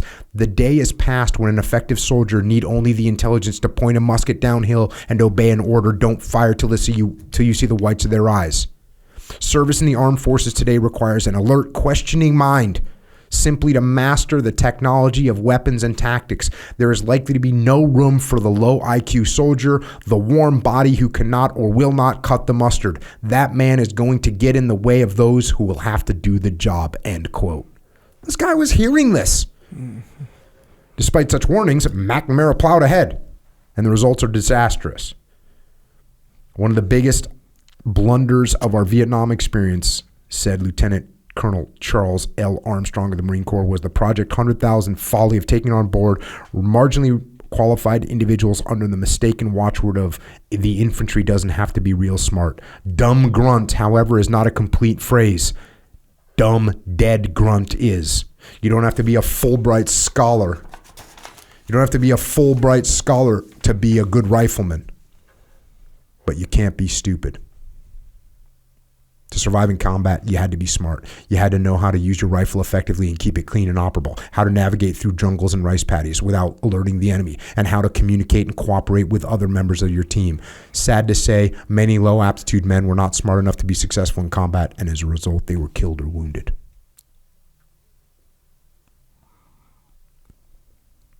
Barry Romo and his nephew Robert ended up in Vietnam at the same time. I loved Robert like a brother. We grew up together. He was only 1 month younger. Barry served in infantry as a platoon leader in 1967 to 1968. He saw a lot of combat, winning a Bronze Star for his courage on the battlefield.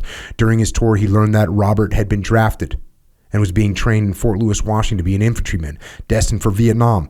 Barry was alarmed because Robert was, quote, very slow and had failed the Army's mental test. But then along came Project 100K, lowering standards and making him draftable. A host of people, his relatives, his comrades at Fort Lewis, his sergeants and officers, wrote to the commanding general at Fort Lewis asking that Robert not be sent into combat because, as one relative put it, quote, he would die. But the general turned down the request. Once in Vietnam, Robert was sent to an infantry unit near the border of North Vietnam, one of the most dangerous combat areas. During a patrol, he was shot in the neck while trying to help a wounded friend. He did not die instantly, but heavy gunfire kept the medic from reaching him. He drowned in his own blood, said Barry. Looking back, Barry said that Robert really didn't have much luck. While others were getting draft deferments, he was drafted. While congressmen's sons were getting 4 Fs, which were exemptions, for braces on their teeth, Robert was drafted as part of Project 100K. In a speech delivered 42 years later, Barry Romo said that the family had never recovered from losing Robert. Quote, his death almost destroyed us with anger and sorrow, end quote. Fast forward a little bit here. Mental slowness and extreme anxiety were among the worst enemies of Project 100K men in combat. While training at Fort Benning, says Lieutenant Colonel Robert Kimball, a combat veteran of the Vietnam War, we had the idea cemented into our heads that there were 2 kinds of soldiers, the quick and the dead. To survive in combat, you had to be quick to recognize a threat and quick to respond to it. All soldiers in combat experience fear, and fear causes a soldier to slow down. Fear can have a major impact on whether or not a soldier survives war. Sergeant Major Francis T. McNeve said that people who were borderline retarded did not respond fast enough, and that's how people became casualties. Marine Captain David Anthony Dawson said, men who could not understand simple orders or perform simple tasks clearly posed a danger to themselves and other members of the unit. He gave the following example. While serving as a battalion commander in Vietnam, Brigadier General William Wise watched the squad leader give an order for an ambush patrol. The squad leader gave simple, clear order, but one Marine couldn't remember any of the crucial details, including the password. That night, this Marine left the ambush to relieve himself without telling anyone. When returning, he wandered into the kill zone. The squad leader sprang the ambush, and his squad killed him.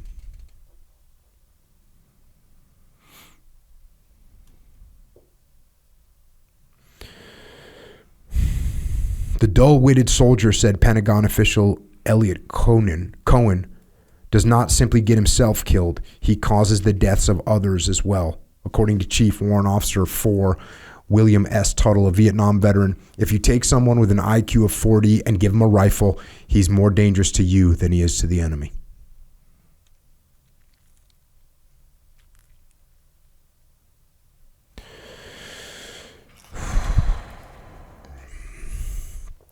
There's another fast forward a little bit. New inexperienced men in Army and Marine units, especially Project 100K men, had a high rate of getting themselves and their comrades wounded or killed in the first few months of their tours in Vietnam. James R. Ebert found that 43% of Army fatalities happened in the first 3 months. What sucks about reading that statistic is you realize that there's training that you could do to get better, to get prepared. And it just wasn't happening. John L. Ward rejoiced when Project 100K came into his life. He grew up in poverty in a black neighborhood of Glasgow, Missouri, living in a shanty that had no running water. And he talks about John L. Ward's situation. He had taken the test to try and see if he could get into the military. Wasn't good enough. His score wasn't high enough. And then he says, then to my utter surprise, the Marine Corps recruiter showed up and explained to me that I could join them now, despite the low test score. Thanks to Project 100K and the newly lowered standards, I could now pursue my dream of getting out of Glasgow and seeing the world. And this is an example. He gives this guy, John L. Ward, as an example of a guy that couldn't pass the test because he was uneducated, but not because he wasn't smart. So he had what he calls native intelligence, meaning he hadn't gone to school, so he never learned math or whatever, but he actually was a smart human. And so when he became a Marine, he did well. Ward became a proud Marine and quickly won a promotion to corporal. Unfortunately, his dreams were shattered in Vietnam. During the night of August 18th, 1968, enemy troops attacked and overran a Marine bunker at Phu Loc, killing 17 Marines and wounding many more. Ward suffered severe injuries, and he was returned to the United States for a long and painful recovery. After leaving the service with rank of sergeant, Ward spent 15 years just trying to survive his physical and mental torments. Eventually, he became a counselor and advocate for Project 100K veterans. In 2012, he wrote a book entitled Moron Corps about his experience as one of McNamara's morons, a term that he hated but nevertheless embraced to remind America that Project 100K was insensitive, morally unjust, and inhumane. He stated that men who were accepted under McNamara's program served their country honorably. Even with our so-called limited abilities, we were willing to lay down our lives for our country. But the program was carried out in a morally shameful manner. Project 100K men were overrepresented in combat, and they died in disproportionate numbers. Those who managed to survive were, quote, thrown back into society without skills promised us. Many of the men were homeless and suffered isolation, unemployment, drug addiction, and medical neglect. Many failed to receive the assistance that they were supposed to receive from the U.S. Department of Affairs.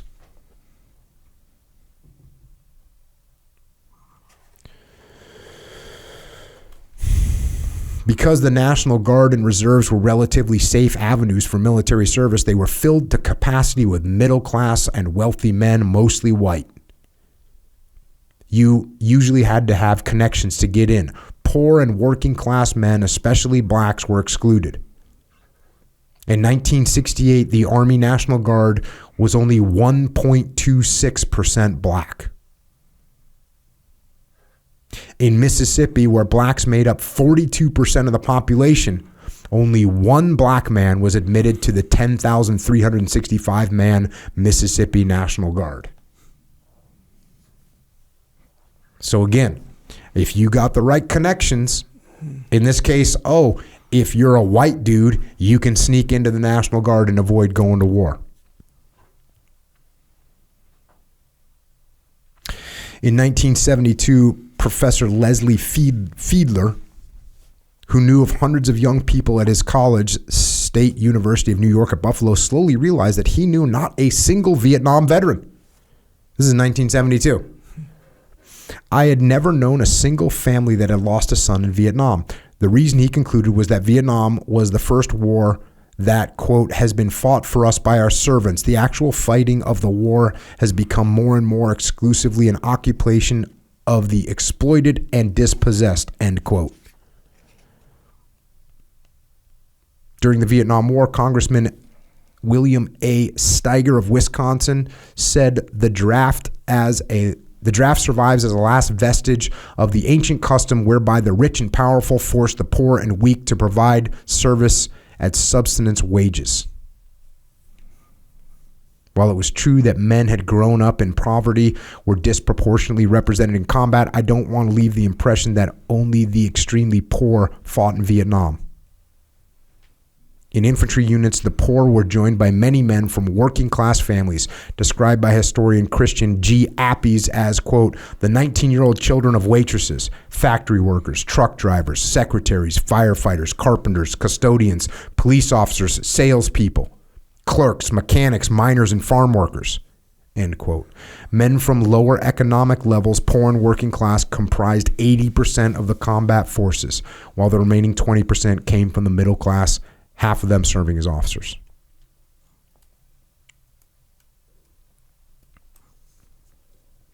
I think I have my answer next time somebody asks me about the draft. My answer is no, because this is the kind of government bullshit that goes down.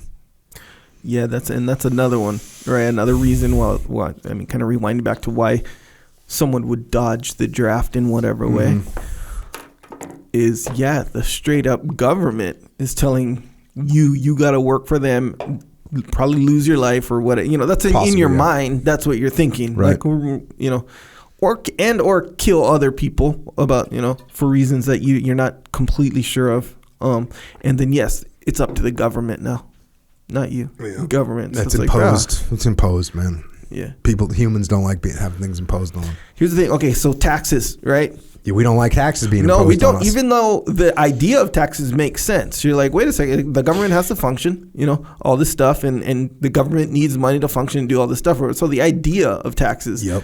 But just like the idea of, hey, if I pitch the draft to you like this, listen, we're at war. We need people.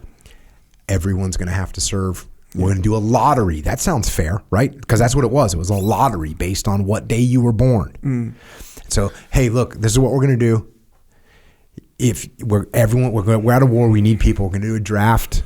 We're going to do a lottery. If you get picked, you got to go. You'd be like, you know what? Don't really like it, but it seems like the fair thing to do. Cool, I'm down. Let's do the draft, right? Because that's kind of the pitch. But then you go, wait, I don't want my son to go. Well, send your son to college. Yeah. Okay, and then we work around the voting thing. I'm not work around the voting thing. That way we please the group that's going to get the most out of this scenario. Yeah. What would be your let's say hypothetically you need a draft scenario. Like basically the draft was a solution to this an issue, right? A problem. We need people or whatever. What would be your off the top of your head way to go about doing that? Well, first of all, I'm thinking that if I'm doing something where the only way I can get the people to come and fight is to force them, I'm doing something wrong. Yeah. It could be that I'm explaining to everyone wrong why this is important. Yeah. Which it's hard to explain to someone in 1968 that, hey, this is a threat to us. And why is that? Well, because it's far away. Yeah. And so if you can't explain that, maybe you need to rethink what your strategy is. People's egos get in the way. They get addicted to their plan. They believe their own bullshit.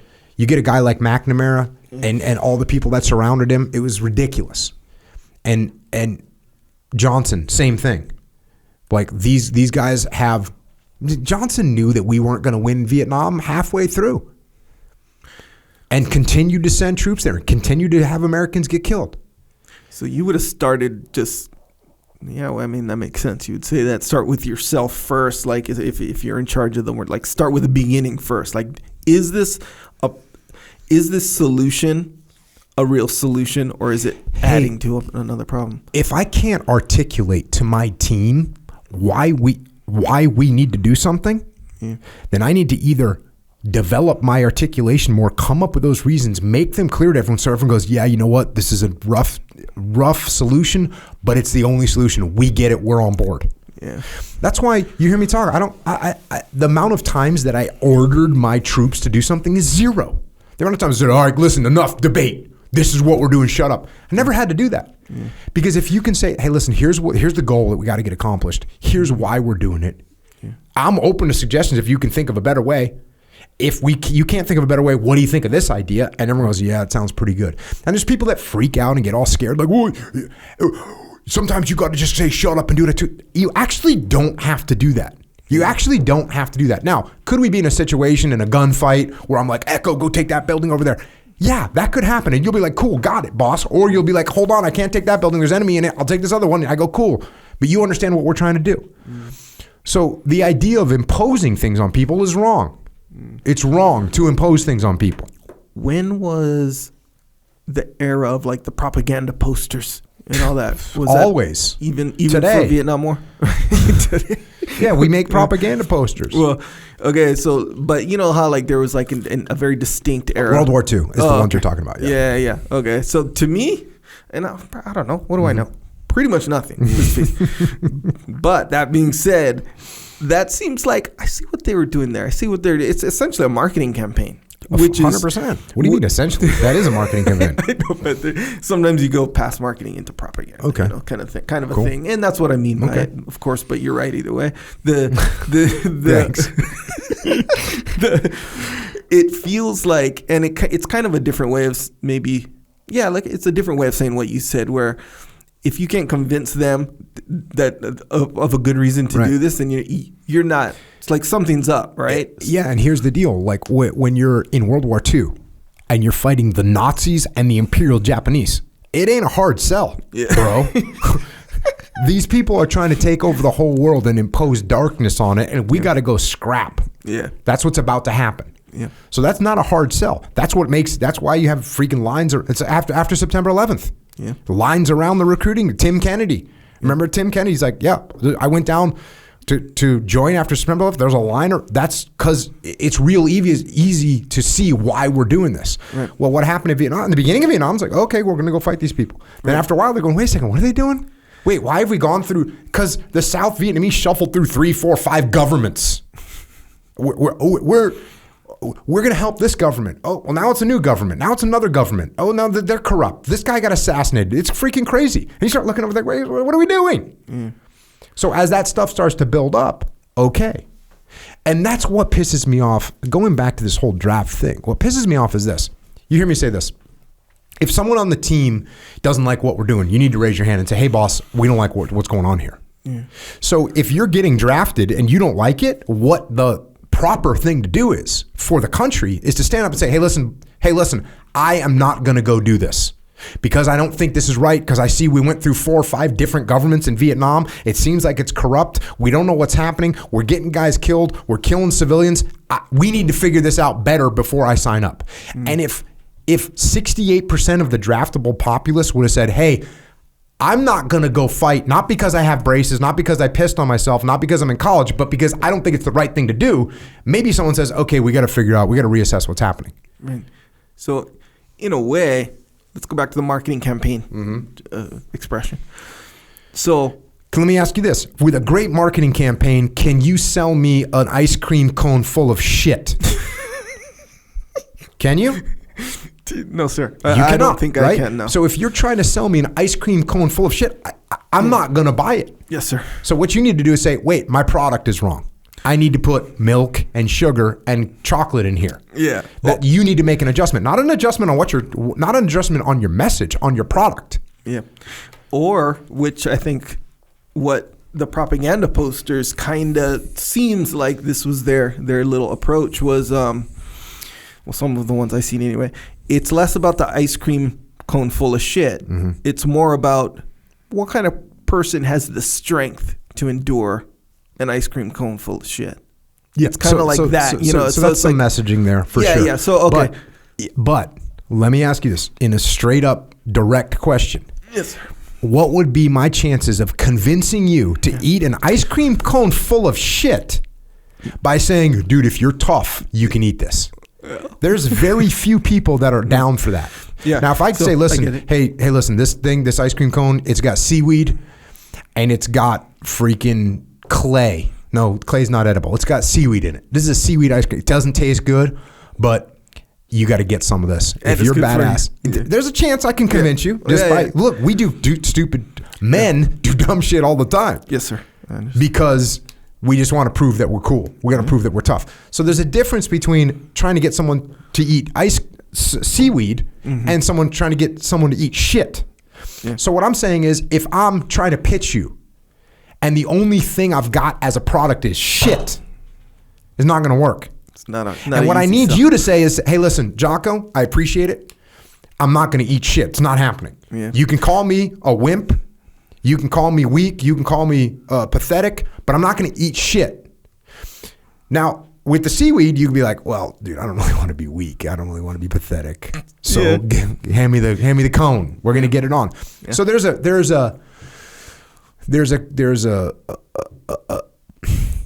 it's close, but it's not the same thing. Yeah, and essentially it's like you look at the after September 11th as an easy sell. Right, easy sell. Ice cream, there's a spectrum. Ice cream cone full of shit, hard sell. We'll say. Yep. And then the seaweed. World War II, easy sell. Easier it's sell, pretty easy sell. Yeah. It's a pretty freaking easy sell. By the way, they attacked Pearl Harbor. What's the sell now? We got this. You don't have to sell. Yeah. The ice cream's there. Everyone's taking it. We want it. So and this goes on the spectrum of all things, wars, whatever. Where the easier the sell, the less you got to focus on these marketing campaigns. True. The harder the sell, the more you got to focus and be more clever with it. Yep. See what I'm saying? But you also have to be able to say to yourself, you know what? What I'm trying to sell is shit. Yeah, at the end of the day, and if you have that, then you don't say, well, I'm just going to keep forcing it down people's throat. No, you know what you say? Hey, listen, I got to change my product. Yeah. What I'm trying to sell is wrong. Yeah. And that's where people get stuck. That's where McNamara, that's where Johnson, that's where these people get stuck because they have their egos are too big to admit that this was a dumb idea and say, listen, hey, we tried. This was a bad plan. We didn't realize how corrupt the Vietnamese government was. We didn't realize how strong the Viet Cong were. We didn't realize how much we were going to have to sacrifice to get in there. And we're going to cut our losses. We're going to come home. We're going to observe and see what happens. That's what a squared away, humble human being would do. Yeah.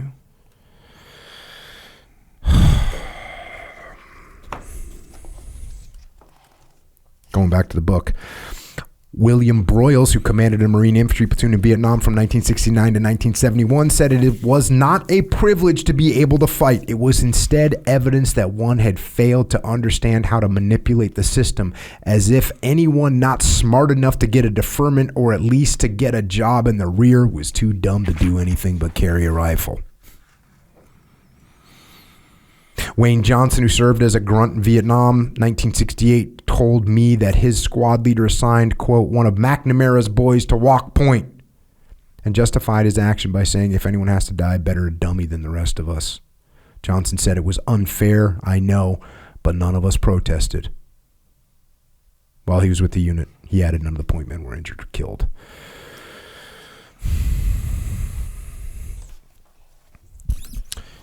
Fast forward a little bit, he said, earlier I showed, and by the way, this book is, I'm obviously just skimming the surface here.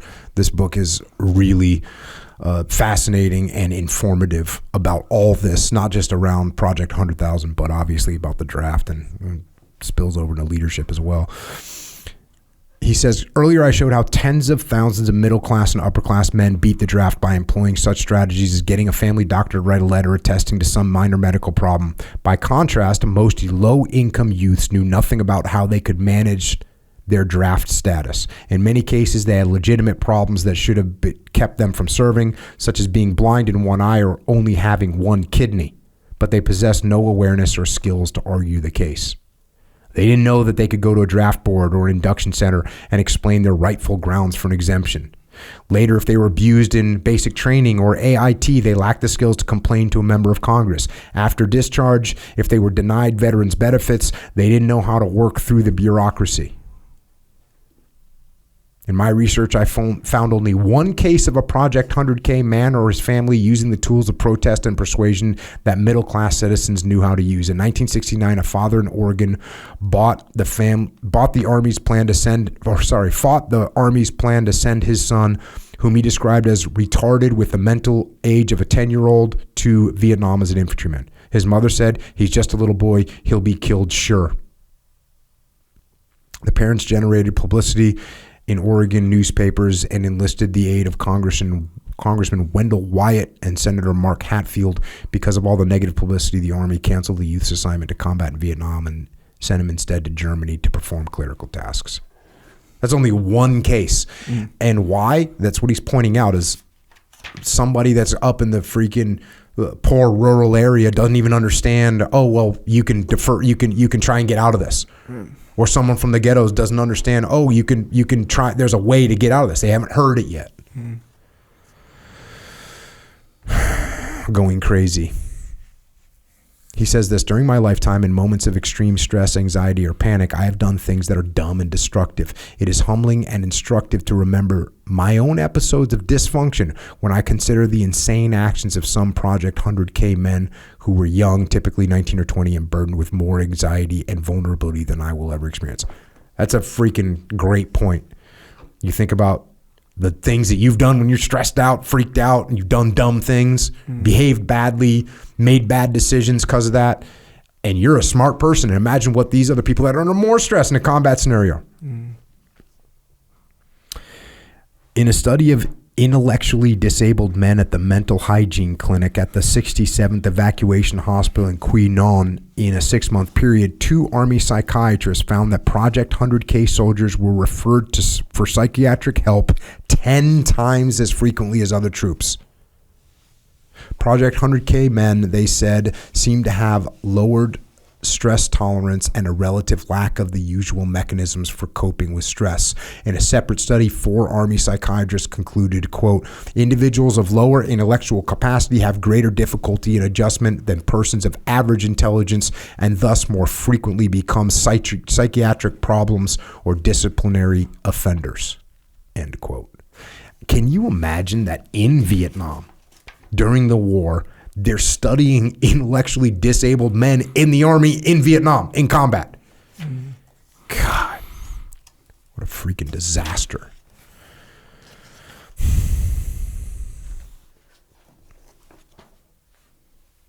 Jim Bracewell, a helicopter pilot who commanded an air cavalry squadron in the Mekong Delta in 1970, tells the story of Mike Sanchez, not his real name, who was a product of Project 100K and never should have been sent to a war zone.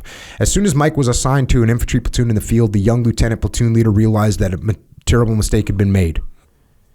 He requested that Mike be moved to a rare area. While the request was being processed, Mike, a simple young man who could neither read nor write, remained in the infantry platoon and was asked to perform beyond his mental capabilities. The platoon leader was very compassionate and tried to keep Mike under his wing, protecting him from ridicule from unfeeling soldiers. In return, Mike developed an intense loyalty to the lieutenant. One day, as the platoon moved through some rice paddies, the men came under heavy fire from the enemy and they ran for cover. As soon as they reached cover, Mike looked for his lieutenant. He couldn't find him. He frantically began calling the platoon leader's name. One of the other soldiers told Mike to stop yelling, that he had seen the lieutenant go down and thought he was dead. Mike tearfully asked where he was. When he pinpointed the lieutenant's position, he shed his equipment, including his rifle, and ran through heavy fire to his lieutenant. He scrambled to his young leader's side and discovered that he was badly hit in both legs. Mike didn't know whether the lieutenant was dead or alive. He made no attempt at first aid. It never occurred to him. He simply picked up the lieutenant as if he were a doll and ran back to the tree line. Neither of them were hit during the dash to the trees, and no one could believe it considering the intensity of enemy fire. They said the pattern of bullets hitting the rice paddy water all around him made it seem impossible that they were not hit. The lieutenant received first aid and a short time later was evacuated by a helicopter. He survived. About a month later, Bracewell said Mike was sent to the rear area to participate in a parade and receive a Silver Star for heroism presented by the commanding general of his division. As was customary at ceremonies, the general presented the medal and then chatted with him for a few minutes. It was during this chat that the general realized that something was not quite right. He ordered his subordinates to remove Mike from combat.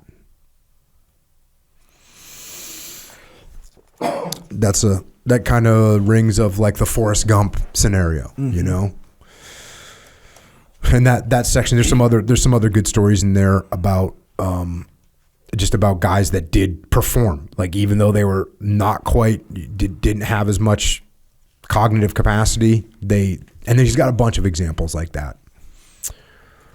Bottom of the barrel, this section's called. And recalling the day in 1969 when he reported to the induction center in downtown Cleveland, Ohio for his pre-induction exam, Mark Fruitkin said at that point in the war, they were taking just about anyone they could get. Misfits, flatfoots, the half-crippled, and the half-crazed. And so they had to get more people. They had 2 ways to get more people. Induction centers had a monthly quota for how many Project 100K men they could take. When they used up their quota, they were instructed to continue to take low-scoring men but not count them as part of Project 100K. In this way, thousands of additional low IQ men were brought into the ranks. 2, recruiters and induction centers were pressured to cast a wider net and bring in thousands of additional men who would normally fail to qualify for military duty. Men with health problems, physical defects, psychological disorders, criminal backgrounds, and drug and alcohol addiction. These second-class fellows, to use President Johnson's term, served a political goal. They spared healthier, wealthier men in the middle class from being drafted. Many military commanders lamented the skewed priorities that put playing politics ahead of creating a high-quality fighting force. Adrian R. Lewis, a retired U.S. Army major who taught at West Point, said, "The primary concern of the draft was pacification of the American people to disrupt American society as little as possible. Providing the armed forces with the best men possible was, at best, a secondary consideration." It was just about politics, man. As the military grew more and more desperate for manpower, induction centers grabbed every warm body they could find, even men with serious medical conditions such as asthma, high blood pressure, and hearing loss. Carlos Martinez, who said he grew up in the streets and orphanages of Bronx and Brooklyn, was rejected by the military in 1964 as physically unfit for service. But in 1967, lo and behold, he was now fit. "We were the bottom of the barrel," he said. "I was almost legally blind." But when we got down to the induction station in 1967, it wasn't really about the physicals. It was like you were being taken. The assumption was already made that you were available. Everybody was taken. The only way you don't pass is if you don't have a leg. Fast forward a little bit more. Among the ranks of the armed forces in 1966, 1971 were men who had been unacceptable because of their body size. For example, too heavy, too thin, too short. Until Project 100K suddenly made them fair game. 9% of Project 100K men were accepted because of new, less stringent physical standards. So 91% was mental. But there was 9% that just lowered the physical standards. Because they were different, in quotes, these men were often harassed and given humiliating names. Overweight men were ridiculed with names such as fatty, lard ass, and porky. Excessively thin men, skin and bones, and tiny men, runt and midget. Army veteran John Ketwig tells of a trainee called Fatso at Fort Dix, New Jersey, who committed suicide after suffering horrendous cruelty at the hands of a sadistic sergeant. Once he had been a law student, said Ketwig. He had been called to do his duty. He had a wife.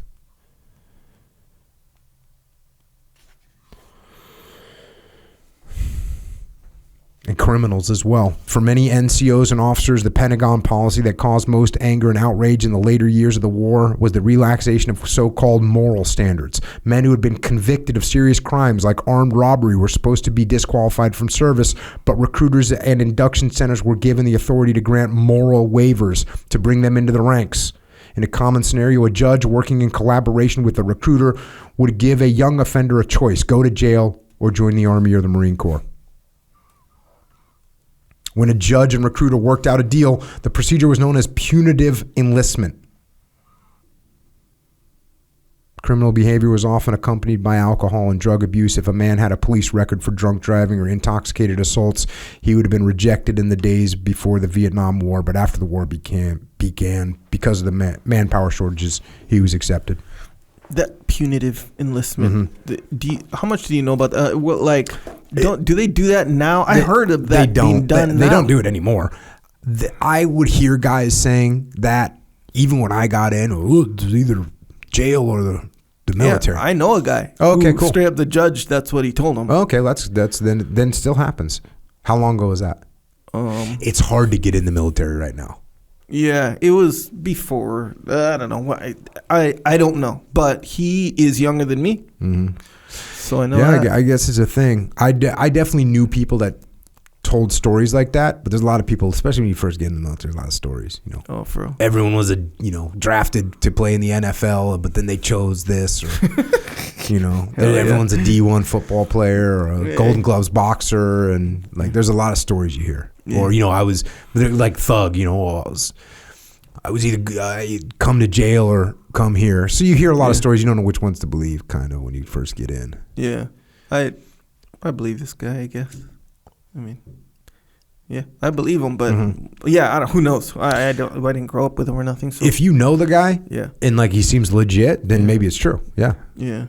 But I'm just saying, when you get in the military, especially boot camp, there's a lot of people say a lot of weird stories, man. They make up a lot of stuff. Okay. To try and sound cool. Yeah. But we know that it did happen. I mean, clearly it had a name. That's the first time I'd ever heard that name, punitive enlistment. I've never heard that before. Or maybe now it's less official, or something like that. Yeah. Yeah. Maybe it's less official now. I know it's harder to get in the military now. If you have criminal record, it's really hard to get in the military now. So, check. In the final years of the war, men who were violent, angry, or disturbed became a significant presence in the Army and Marine Corps. According to many officers, they were responsible for a serious breakdown of discipline in the troops of Vietnam. In 1971, Colonel Robert D. Heinel wrote in Armed Forces Journal, this is in 1971 he wrote this, "Our army now remains in Vietnam is in a state approaching collapse, with individual units avoiding or having refused combat, murdering their officers, drug-ridden and dispirited where not near mutinous." That's an assessment in the Armed Forces Journal in 1971 from a colonel, a full-bird colonel. According to Basker and Strauss, the most serious symptom of the crisis in discipline in Vietnam was fragging, real or threatened assaults on officers and high-ranking sergeants. The practice got its name from fragmentation grenade, which would be rolled into the area where an officer or NCO was sleeping. When it exploded, no fingerprints could be found. The target was often a leader who was hated because he was incompetent in leading men or excessively harsh in his discipline or overly aggressive in waging war, putting the lives of soldiers and Marines at unnecessary risk just so that he could gain glory and advance his own career. In addition to thousands of threats that were never carried out, there were confirmed reports of at least 800 fraggings or attempted fraggings in the Army and the Marine Corps. That's a lot, 800, with 86 men killed and an estimated 700 wounded. From fragging? Yep. Like Those, killing and that's your own confirmed. dude. Yep, that's confirmed Holy reports. cow. That's some turmoil right there. But this was probably only the tip of the iceberg, according to historian West Hyder. The true figure may never be known. Many officers felt unsafe simply because they were authority figures. During his second tour in Vietnam, Major Colin Powell, later a four-star general, said he was living in a large tent and I moved my cot every night, partly to thwart Viet Cong informants who might be tracking me, but also because I did not rule out attacks on our authority from within the battalion itself. Coming from Colin Powell. Captain Thomas Cecile, who was stationed at Cam Ranh Bay in 1970-1971, was so worried about attacks on his life that during his last month in Vietnam, he slept in the military intelligence bunker, and only his battalion commander knew where he was at night. Among Marines in 1968, fragging was a worse problem than illegal drug use, according to a team of Marine Corps historians who wrote that although the number of fraggings was relatively small, the knowledge that fraggings occurred often had a chilling effect on a leader's willingness to enforce discipline. And again, when your attitude is you're going to impose things on people and you're going to enforce discipline instead of lead and listen and collaborate to figure out how to execute things.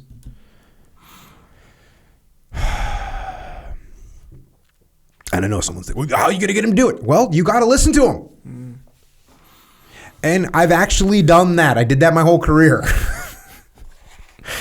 Most fraggings occurred inside camps while out in jungles and rice paddies. A different method was used by infantrymen who wanted to kill, quote, bad officers, according to Robert Nyland, the combat infantry officer quoted earlier. Sometimes an errant bullet struck an incompetent fool amid a firefight. Problem solved.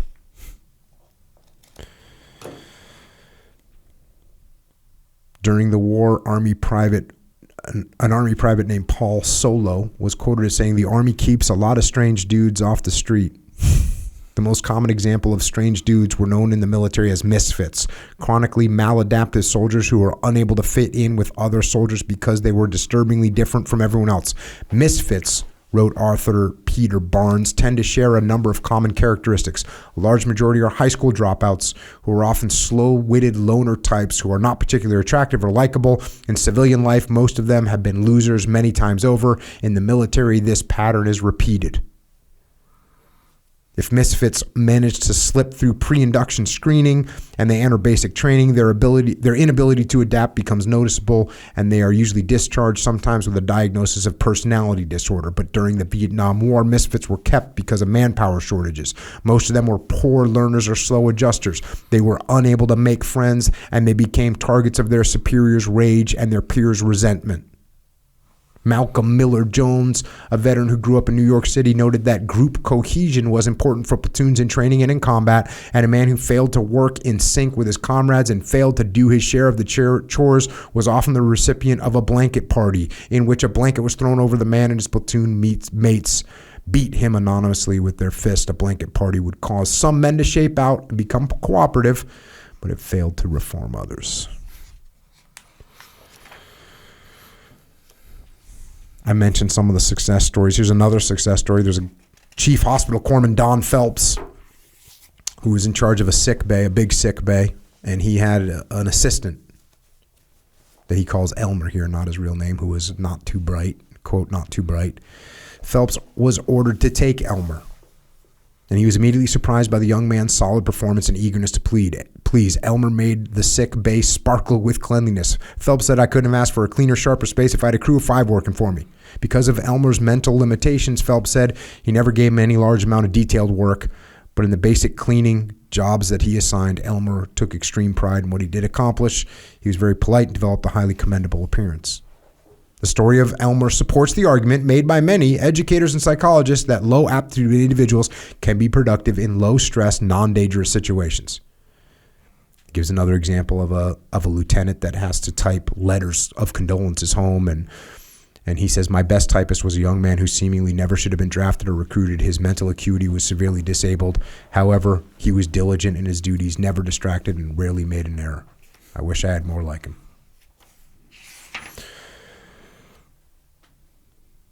AWOL, absent without leave. The major illegality in the armed forces during the Vietnam War was absenteeism, AWOL, which is absence of less than 30 days, and desertion, 30 days or longer. During the entire period of the Vietnam War, says Basker and Strauss, there were approximately 1.5 million AWOL incidents and 500,000 desertion incidents. At the peak of the war in 1968, an American soldier was going AWOL every 2 minutes and deserting every 6 minutes. In 1970 alone, wrote Marine Colonel Robert D. Heinel Jr., the Army had 65,000 deserters, or roughly the equivalent of 4 infantry divisions. Whew. Project 100K men were more likely to run away than other soldiers. So AWOL is less than 30 days. And then that's desertion after that. Yep. And AWOL is absent without leave. Oh, yeah, because like leave is leave. how you go on. Yeah. Often their behavior stemmed from their personality and family history. These are 100K people that run away. Many of the men grew up in poor families, no father present, little or no education, lots of chaos and confusion. For some low IQ men, running away was a common response to stress and harassment. They failed to stop and ponder the many warnings they had heard throughout their time in the military, warnings of the dire consequences of going AWOL or deserting. They were told that AWOL or desertion would cause them to receive a less than honorable discharge, which would make it difficult to get a good job. Unfortunately, the concept of a lifelong stigma was too abstract to have any real meaning for them. The guy who had troubles usually had less intelligence, didn't think ahead. Most of these kids weren't bad, they were just dumb. It's coming from a battalion commander. There's a little uprising in the Presidio in San Francisco. They had like a prison there. October 11th, 1968, a prisoner named Richard Rusty Bunch, who's described by relatives as high IQ but severely depressed and suicidal, asked a guard, "If I run, will you shoot me?" He requested that the guard aim at his head, and then he skipped away. He'd gone 30 feet when the guard killed him with a 12-gauge shotgun blast in his back. The killing sparked a peaceful sit-down protest by 27 of the prisoners. Their spokesman tried to read a list of their grievances, but the prison commander, a 25-year-old captain, called in 75 MPs to encircle the huddled men together and order a halt to the protest. When the men refused, all 27 were seized and charged with mutiny. The charge was later reduced to willful disobedience of lawful order. In the following months, 3 men escaped to Canada. 2 were found guilty of lesser charges. 22 were found guilty with sentences ranging from 6 months to 16 years. But ultimately, none of them actually had to serve more than 1 year, thanks to the unfavorable publicity the Army received. You can influence what's going on. That's why I said, when you stand up and say, hey, this doesn't make sense here, this is what, no one agrees with this, you can actually gain support. Yeah. Yeah, and again, it kind of goes back in a small way, actually maybe in a big way, to that like marketing campaign idea. For sure. Know, where it's bad like, Yelp review. Yeah, all of that's all in play, right? So yeah, if the government or if you need people to fight your war, you better have a good marketing campaign. Mm-hmm. And it's either going to be an easier sell or a harder sell, whatever. That's that's on you, you know, and you got to sell it. Decisions you make. Yeah, fully. And if it's hard to sell things, you need to think about what you're doing. Oh, yeah. It shouldn't be hard to sell things, bro. Yeah. Does people on my team not want to win? Yeah. And if they don't want to win, then we're not aligned, so we have a real problem. Yeah. But most of the time, we want to win. Yeah.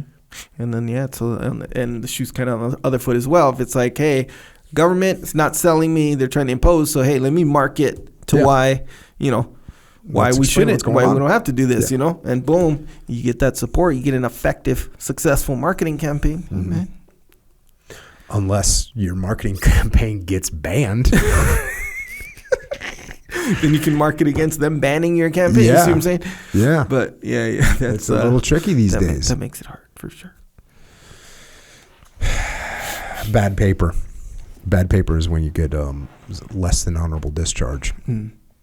Or other than honorable. When it was time for Project 100K men to leave the military, many of them received a heavy blow. Slightly over half of them, 180,000. So there's only 360,000 of these people. 180,000 of them were separated with discharges under conditions other than honorable.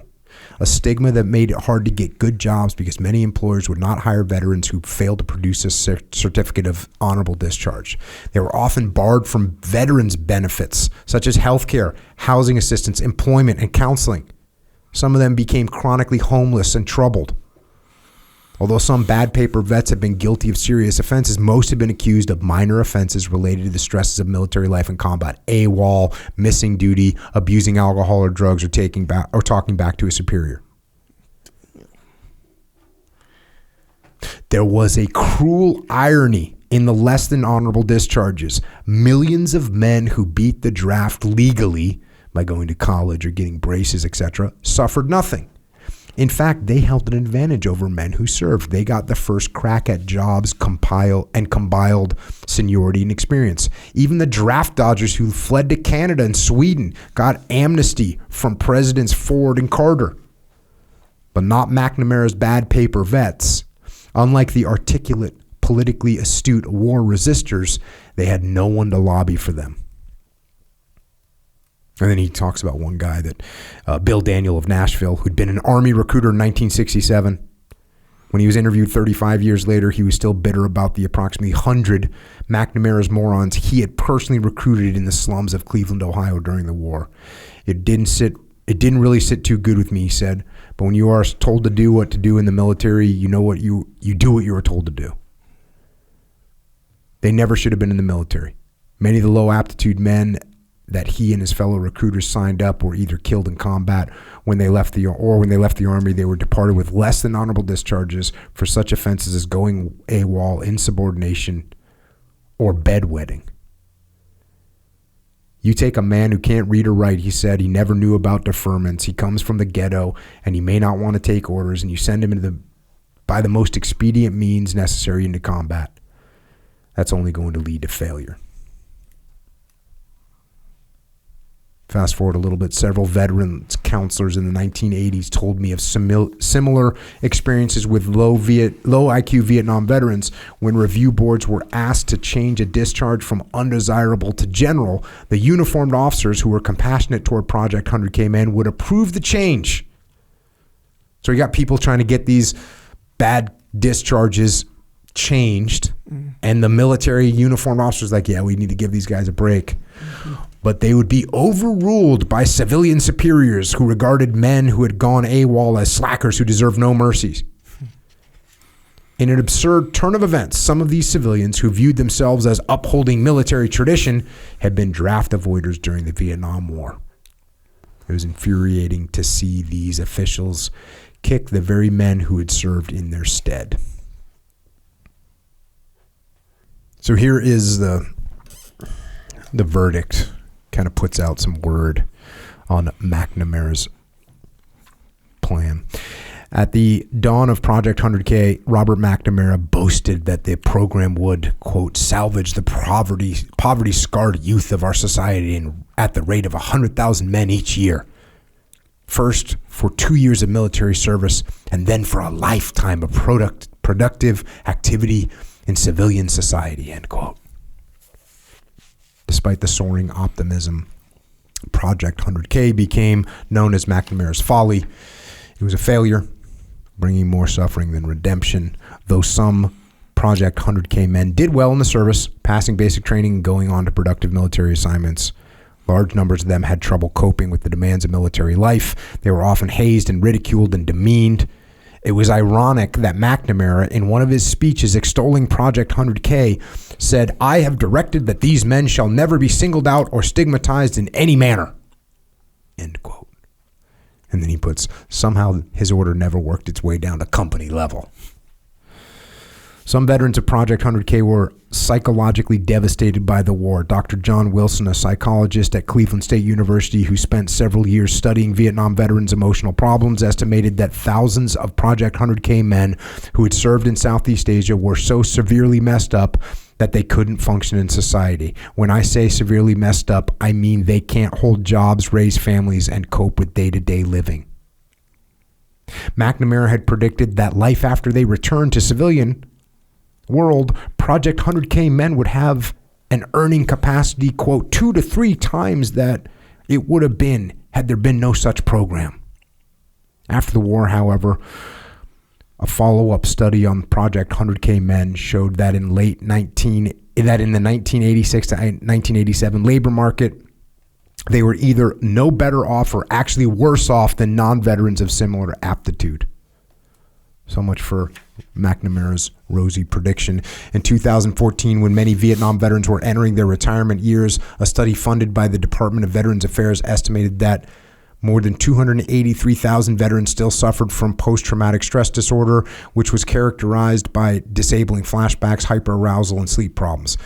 The study's key takeaway is that for some, PTSD is not going away, said William Schlagler, a lead scientist on the study.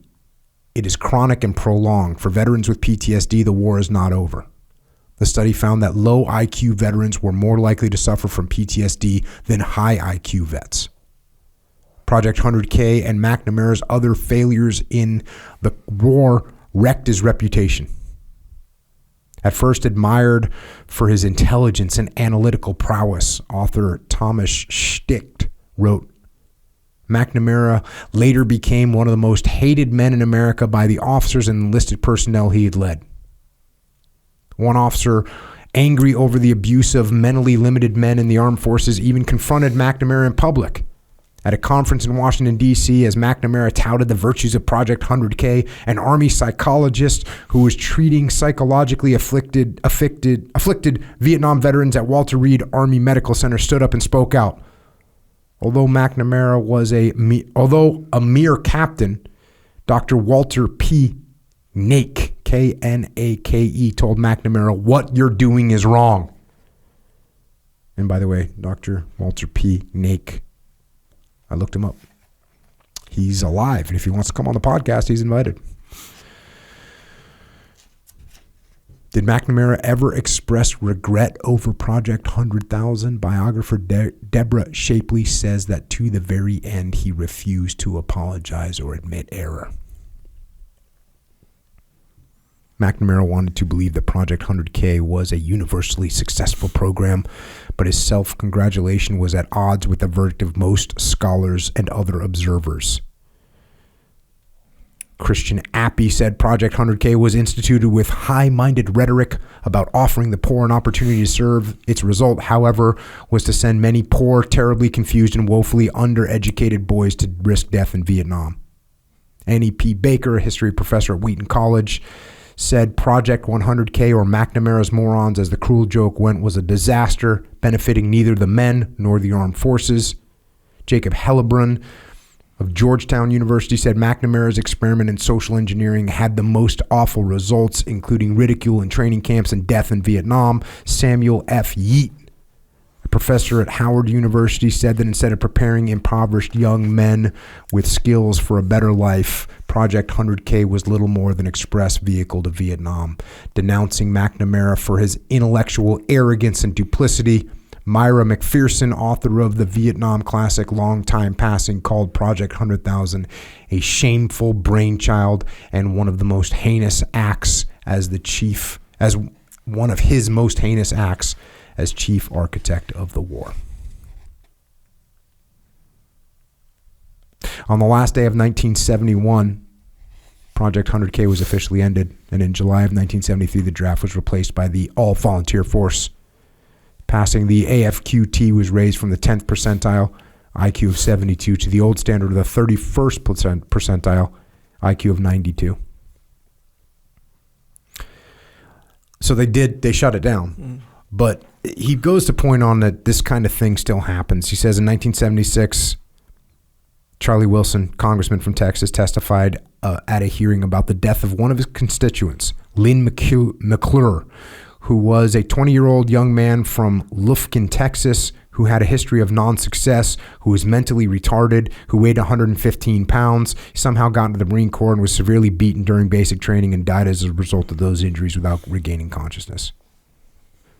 In Tulsa, Oklahoma, 1976, a 25-year-old man walked out of a state mental institution where he'd lived for 14 years and wandered into an Army recruiting station. He had been diagnosed as having what today is called Down syndrome, was labeled severely retarded.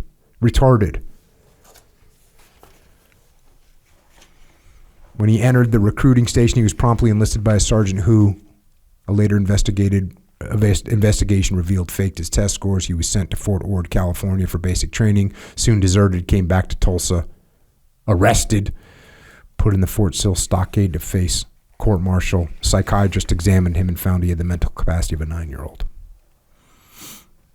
Even up to today, in the drawn-out wars in Iraq and Afghanistan, fast forward a little bit, beginning in 2001, the U.S. did not bring back the draft, but there were many parallels to Vietnam as the military accepted low-performing recruits because it was desperate for more and more soldiers for combat. An Army private named David Dietrich of Perry County, Pennsylvania, was subject of a Newsweek article entitled "He Never Should Have Gone to Iraq."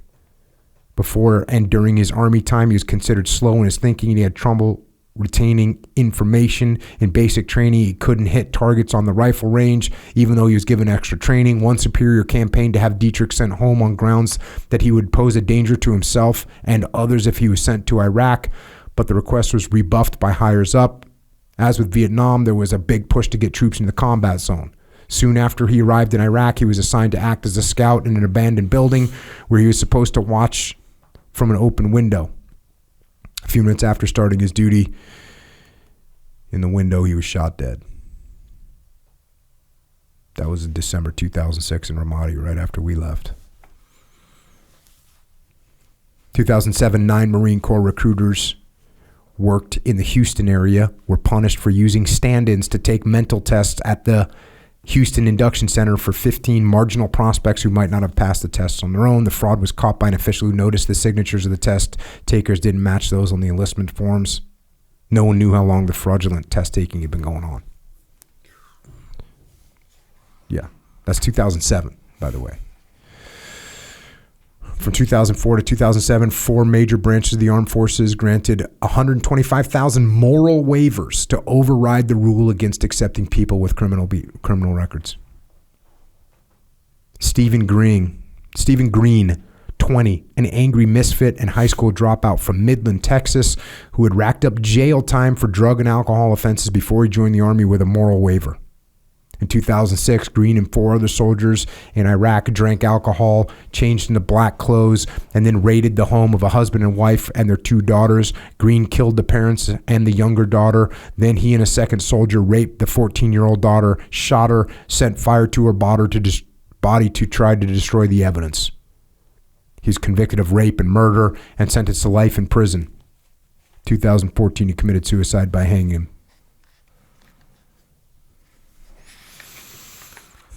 But why is that guy in the military?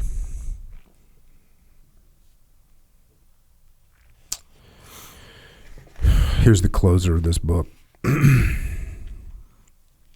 One One of the lessons of McNamara's Project 100K is that the low aptitude individuals should never be used in war zone or in dangerous rear echelon areas.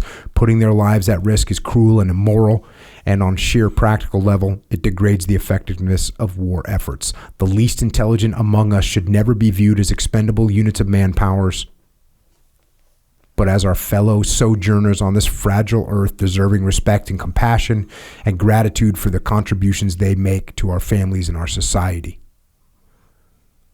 While vowing to never again induct people with intellectual disabilities, Americans should also heed warnings by military leaders that it is a mistake to take inductees who have criminal backgrounds, medical defects, social maladjustment, and psychiatric disorders. The armed forces need and deserve the best and the brightest. One of the wisest quotations that I had recorded earlier in this book comes from Lieutenant Colonel Leslie John Shellhace, a World War II veteran who helped create Project 100K, but who was strongly opposed to sending the men into combat. Quote, "Wars are not won by using marginal manpower as cannon fodder, but rather by risking and sometimes losing the flower of a nation's youth."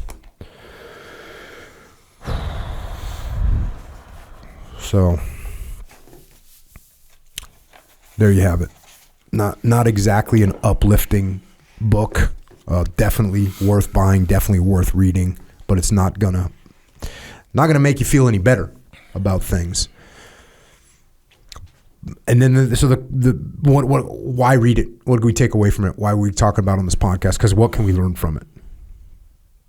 That's the thing. What can we learn from it? And I think one of the big things we can learn from it is you have to push back. You have to question. You have to question authority. Authority's not always right. Just because someone is in a position of authority doesn't mean they're right. And in fact, an indicator of them not being right is when they impose things on you. That's an indicator that they're not right. If you have to impose something on someone, it's an indication that what you're doing is not right. And if you're having something imposed on you, that's an indication that whoever's imposing on you is not right. Or at least they're not confirmed. Because if I have to impose something on you, why? Why? If I can't explain to you how this is going to help you, help your family, help your community, help your country, if I can't explain that to you, and the only way I can get you to do something is by imposing on you, there's a good chance it's wrong. So, again, back to my earlier emotional reaction to the draft dodgers, right? But I understand it. Once I took a step back, you understand. Look, I understand it. Does it still make me angry that there's people that look? Can you imagine watching again, I'm going to get emotional, but you watch your neighbor go off to war while you stay at home? Yeah. Like there's something wrong with that picture. So from that level, I can't understand it, can't agree with it. When you start looking at it from a level of, this is being imposed on the country, and the leadership can't explain why it's happening. And they're trying to sell it to us, and they can't even sell it to us. They can't. So they have to impose. So we have a moral responsibility to question authority, to question the government, to figure out what it is we're actually doing. And you take a guy like McNamara. We should probably do a huge podcast about McNamara at some point. Because all the things that I talk about for bad leadership, he knocks a bunch of them out of the park. He doesn't understand people. He only listens to statistics. There's a I know you like biases. Mm-hmm. Echo Charles. Yes. The McNamara fallacy. You ever heard of that? No. The McNamara bias. Mm-mm. That's when you just go off of statistics. You just look at the numbers and you make a decision based on your quantitative observations, and that's it. Based on the metrics. Hey, the metrics say this, that's what we're doing. Right. It's a fallacy. Doesn't account for emotions, doesn't account for personalities, doesn't account for the human side of things. And it doesn't work. So we can learn about leadership by reading this book. And we can learn clearly that we also have a moral obligation to protect people that are weak, protect people that are mentally and physically disabled. And we need to be empathetic to other people to understand where they're coming from. Like you read about some of those leaders in this book where, the platoon commander took the McNamara 100K soldier, took him under his wing, protected him, took care of him. And there's a bunch of examples in there like that. Don't put people into positions that they cannot handle. And I'm not talking about don't push people, but don't put them into situations, especially if they're going to be hazardous to them, where they can get hurt or killed if they haven't been trained, if they're not capable of doing that thing. Certainly don't put them in danger. What does that mean? It means be a good freaking human being. That's what it means. Be a good person. That's what I learned. Yeah, did they, when they kind of laid that out, this program is going to have this benefit on these people who otherwise wouldn't have these benefits. Yep. They're going to be trained, they're going to be more capable and all this stuff or whatever. And it's like, you kind of wondered, did they believe that? Because if you do like what's the opposite of a straw man? I think it's called, I don't know, it's the Iron Man. I don't know. Steel whatever. Man? I think it's Steel Man. Steel Man, yeah. So the Steel Man argument for that is kind of like, there are success stories and those success stories kind of play out exactly how they're purporting. This is going to apply to everyone. But like I said, it's not a vacuum and it's not, people are different. And when you kind of take it as a whole, the reality sets in where it's like, no, man, this is going to leave people straight up dead, confused, freaking worse off, just because all of the unintended consequences. But you wonder, I wonder if that was on purpose, that they're kind of like, oh, yeah, maybe all these other consequences, or did they really kind of think that? Yeah, you could see that McNamara is surrounded by yes men. So here's the thing. I might believe something, but I'm surrounded by people that be like, hey, Jocko, that might not be the best idea. And I'll even say that myself. Wait, are we really going to take a kid from some rural area that's got a 4th grade education, that's got an IQ of 60, and we're going to turn their lives around? Or take some kid from the inner city ghetto and all of a sudden, the inner city ghetto kid with an IQ of 64 is going to be like, oh, great, I'm looking forward to following orders and peeling potatoes in the U.S. Army. We overlay our thoughts onto people that we have no idea what they're like. Yeah, and that's the point right there where you have no idea. You're over here. Oh yeah, this guy's gonna be more capable. Well, how do you know? Even I'm not saying no one's gonna, but then you're accounting for so many people, so many different types of people. By the way, and you're assigning one success solution. You're also assigning your values and your perspective to a bunch of other people. Yeah. Yeah, that's the worst part. You're assigning your values and your perspective to a bunch of other people, which is a freaking massive mistake. Well, of course they're going to get on board. Of course they're going to get on board. Yeah. It doesn't happen. When you see that with your kids. You'll be like, man, so many kids would I kill for the opportunity to do this? Yeah. You're like, man. You're imposing your values and your perspective on other people, and it doesn't work. I'm sure McNamara's like, hey, this is, Johnny from wherever, this rural area in the middle of nowhere, whose main goal in life is to freaking work at the service station. Yeah. Because he likes cars. Yeah. That's a good that's a good point with the kids, right? So I remember my brother was talking to my daughter, and he was doing some math problem, on the thing. Oh, yeah. And he's all into it, and then you can tell she was kind of bored with it. And she's like, oh, let's do something else or whatever. He's like, no, math is fun. And then me and my wife are looking at each other what the hell is this guy talking? Who does he think he's talking to? 8-year-old girl is going to be like, yeah. Yep. And there's a small population of the world that think it's fun. Yeah, maybe. Yeah, exactly. She ain't one of them. and Jay Charles not going to be able to impose his perspective on her. Oh yeah. So that's another good thing to be very careful of that McNamara can teach us. Because in his mind, everyone's just thinking the way he's thinking. And he's surrounded by a bunch of yes men that are saying, yeah, of course, little Johnny in the rural area, or this kid down in the ghetto, Johnny in the ghetto is going to be just down for the cause. Oh, yeah, they're going to be capable. Wow, what a great opportunity. Right, great opportunity. Yeah, oh, you're going to send me to freaking Army boot camp? That sounds like a great opportunity. Thank you so much for this educational opportunity. Yeah. And thinking he's all benevolent. It's a good question that you posed. Did they actually believe that, or was that just propaganda? It's a good question. My guess is they believed it. Yeah, they had especially to believe in the it beginning. somewhat. But the thing is, the army guy, the uniformed army people saying, dude, no, bad call, not going to work.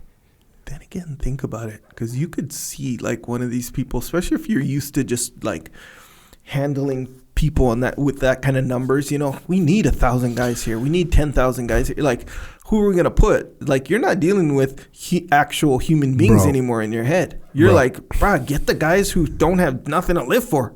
Throw them in there. Yeah. You know, we'll give them an opportunity. Yeah, they should be happy. They should be thankful. When I started teaching jiu-jitsu to like team guys, back in the day, the funny thing is, I thought I would have a rate of acceptance and wanting to train of 100%.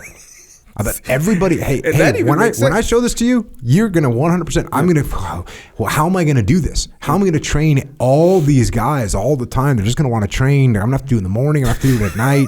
We're going to be training all the time. I imposed my perspective on everybody and my values on it. And the reality is, I would get probably out of every 20 people I would introduce to jiu-jitsu, 1 out of 20 would be into it. See, and even that kind of, maybe this is my bias, but that to me seems like that's a reasonable expectation. Reasonable. And that's how wrong you can be. That's how wrong I am. I am an actual SEAL. Yeah. It's not like I'm talking about some other group of people. Yeah. This is I'm a SEAL. I've been a SEAL for 10 years at this point. Yeah. And I'm thinking, oh, well, of course, anyone that I show this to is going to be bought in. We're going to be able to train all the time. You know SEALs. You know how they think, right? Yeah, for sure. So, yeah, I was wrong. I'm wrong. And that's one of those things. It's saying that UFC tool. When I went to Virginia, watched the UFC, it's the same thing. I realized I'm wrong. Yeah. That's another thing. Teaching guys jiu-jitsu, I'm wrong. Not everyone's into it. Not everyone thinks like I think. Yeah. Some people think way better than me. Some people think different than me. But I cannot overlay my perspective on people, and neither can you. So don't do it. Watch out if you're doing that. Yeah. It's a bias. I wonder what that bias is called. When I overlay my perspective on you. Yeah. I think everyone thinks the way I think. Yeah. They don't. In fact, almost no one thinks the way you think. And that's the funny thing. Team guys do think alike. There's a whole lot of groupthink going on. Yeah. You know, everyone likes certain stuff. Yeah. There's a huge overlap for the amount of people that are in the SEALs. The Venn diagram of like interests and what we think is funny and what we think is cool. Yeah. It's a big overlap. Yeah. And I'll tell you what, in the 90s, it was an even bigger overlap because there was much less culture that you were exposed to because you didn't have the internet. Oh, yeah. So you know, if you were going to get exposed to music, it was going to be from some other team guy. Yeah, that was going to be, check this band out, Alice in Chains. Okay, cool. Let me check it out. There was no one introducing you to some random band from Ohio that you never heard of. Whereas now you can that'll just pop up on your stream. So in the 90s, it was a much more unified group. Yep. And that's why each team had its own little personality. And each platoon inside the team had its own little personality. Now, the world is more, there's so many more fractions that you can get into. Yeah. Which, when you think of it from a global perspective, is bringing people together because now everyone listens to more music. Everyone sees a bunch of movies. Mm. When I grew up, music was a thing. A record cost freaking, $7.99, which was a lot of money. Sure. So you didn't buy a bunch of records. You didn't get to listen to a bunch of different music. Not like now, what? Oh, yeah. You can listen to anything you want. You hear of a band, for one split second, you can get their whole catalog for nothing. Bro, that's true, huh? Like, think about it. Remember, even like movies, like you'd have to go buy the tape. Yeah, and everyone in 1985, everyone saw the movie. Because there was only 9 movies. Yeah. Everyone saw. Yeah, it's true. Everyone heard the song. Yeah. Everyone knew that album because everyone had that album. That was the only album there was to get. 1984 by Van Halen. Every single person I knew had that album. Hell yeah. In 1984. That's crazy, right? Every single person knew that. I don't know any hit songs right now. I don't know any of them. I don't even know what a hit song is. There such a thing anymore? I don't know, but I'm listening to music.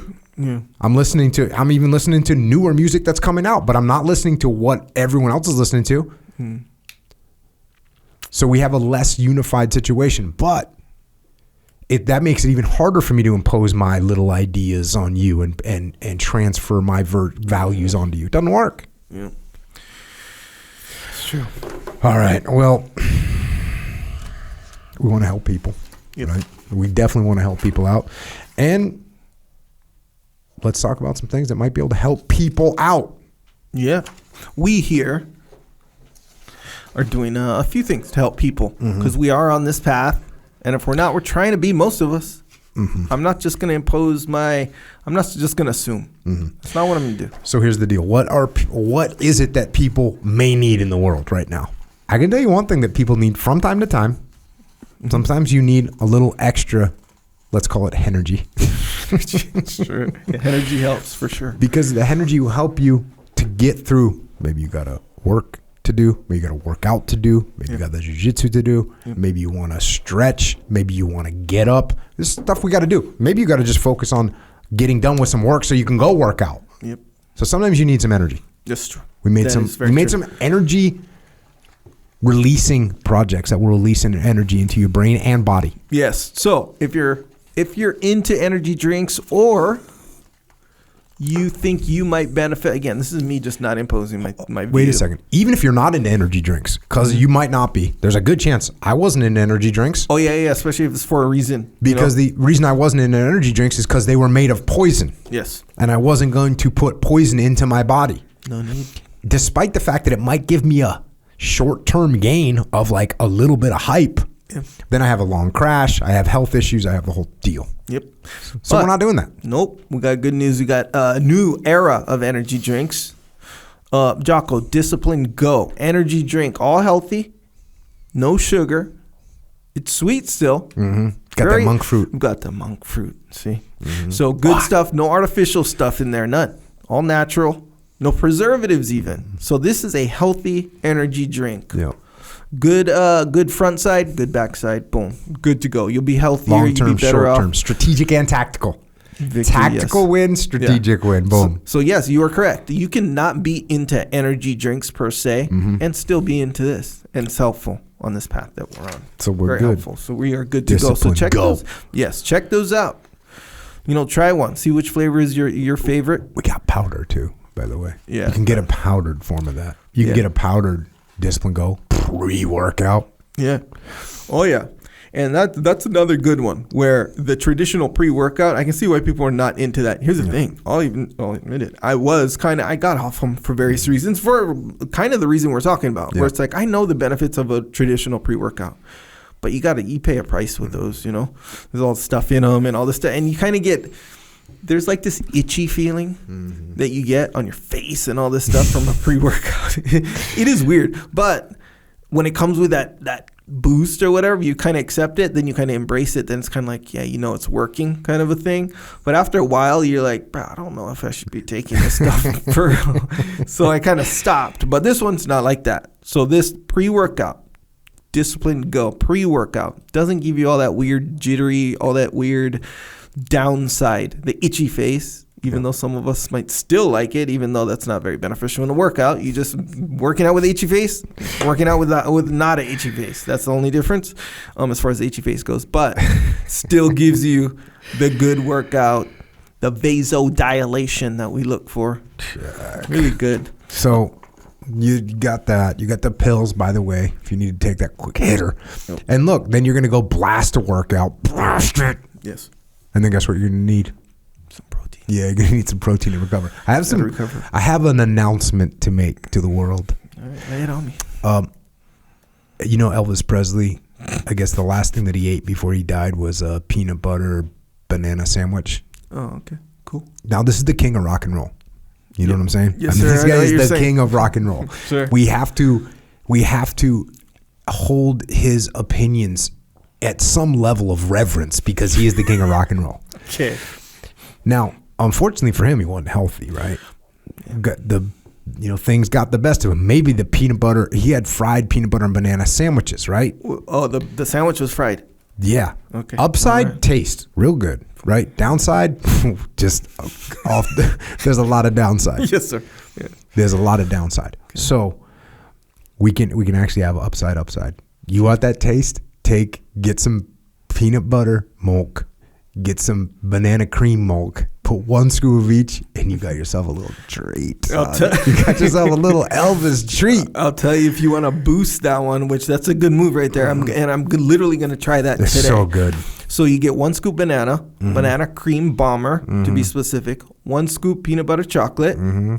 Then you put 1/2 cup chocolate milk.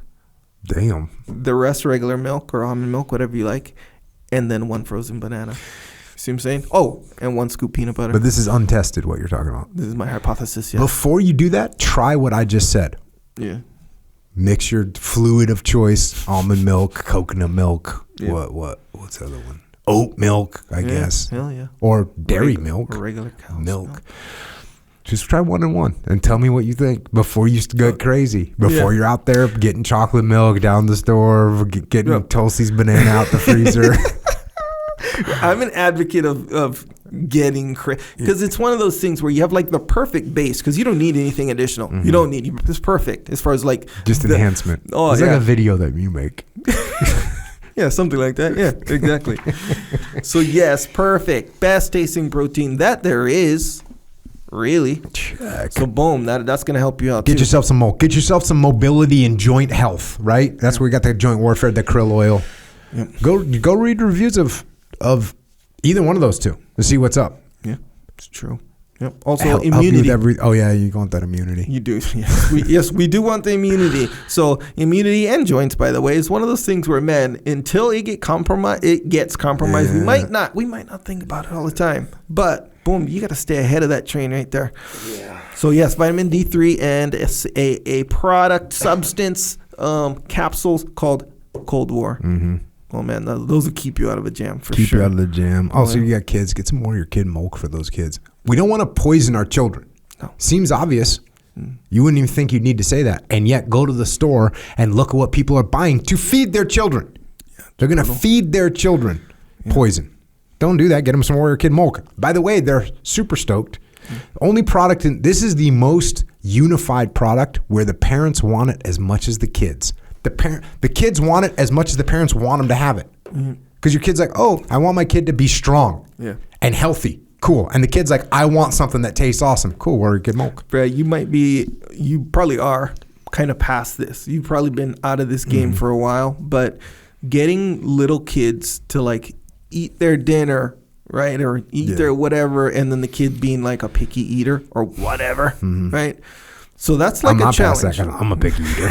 I'm still in that game for years. But that can be a challenge with the kids. You just want to get them fed into bed. You don't want to starve your kids, and then you're not going to force feed it. So it becomes a thing, right? So sometimes the easy path, right, is to be like, you know what? Let me just get him something that tastes good and get this food down him, and he's not starving or whatever. She's not starving.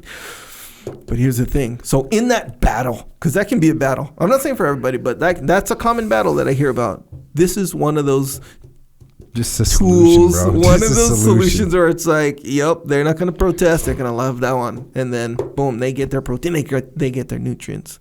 Perfect. Everything we're talking about, you can get it at jockofuel.com. You can also get some tea if you need some tea, some Jocko white tea there. Jockofuel.com. If you subscribe to any of these things, you get free shipping. That way we can compete with the global corporations that are just shipping stuff to you for nothing. Yeah. But they're getting theirs. Trust me, they're getting theirs. Yep. So if you want to do that, jockofuel.com. Subscribe, you get free shipping. Also, you can get the drinks at Wawa.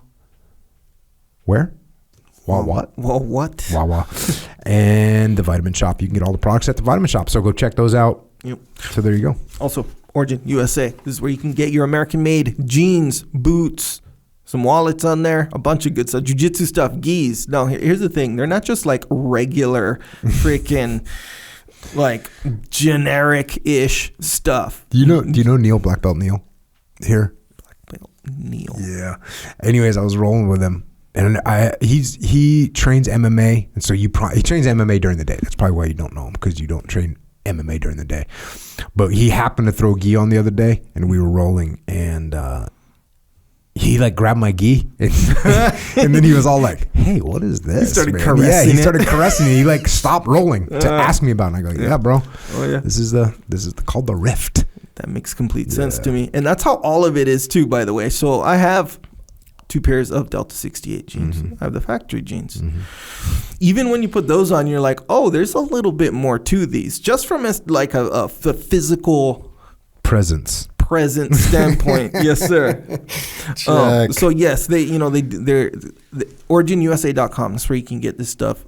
But there's American made. Yes, we'll get to that. But a lot goes into this from the beginning to the end. Yeah. And when you put it on, you can tell.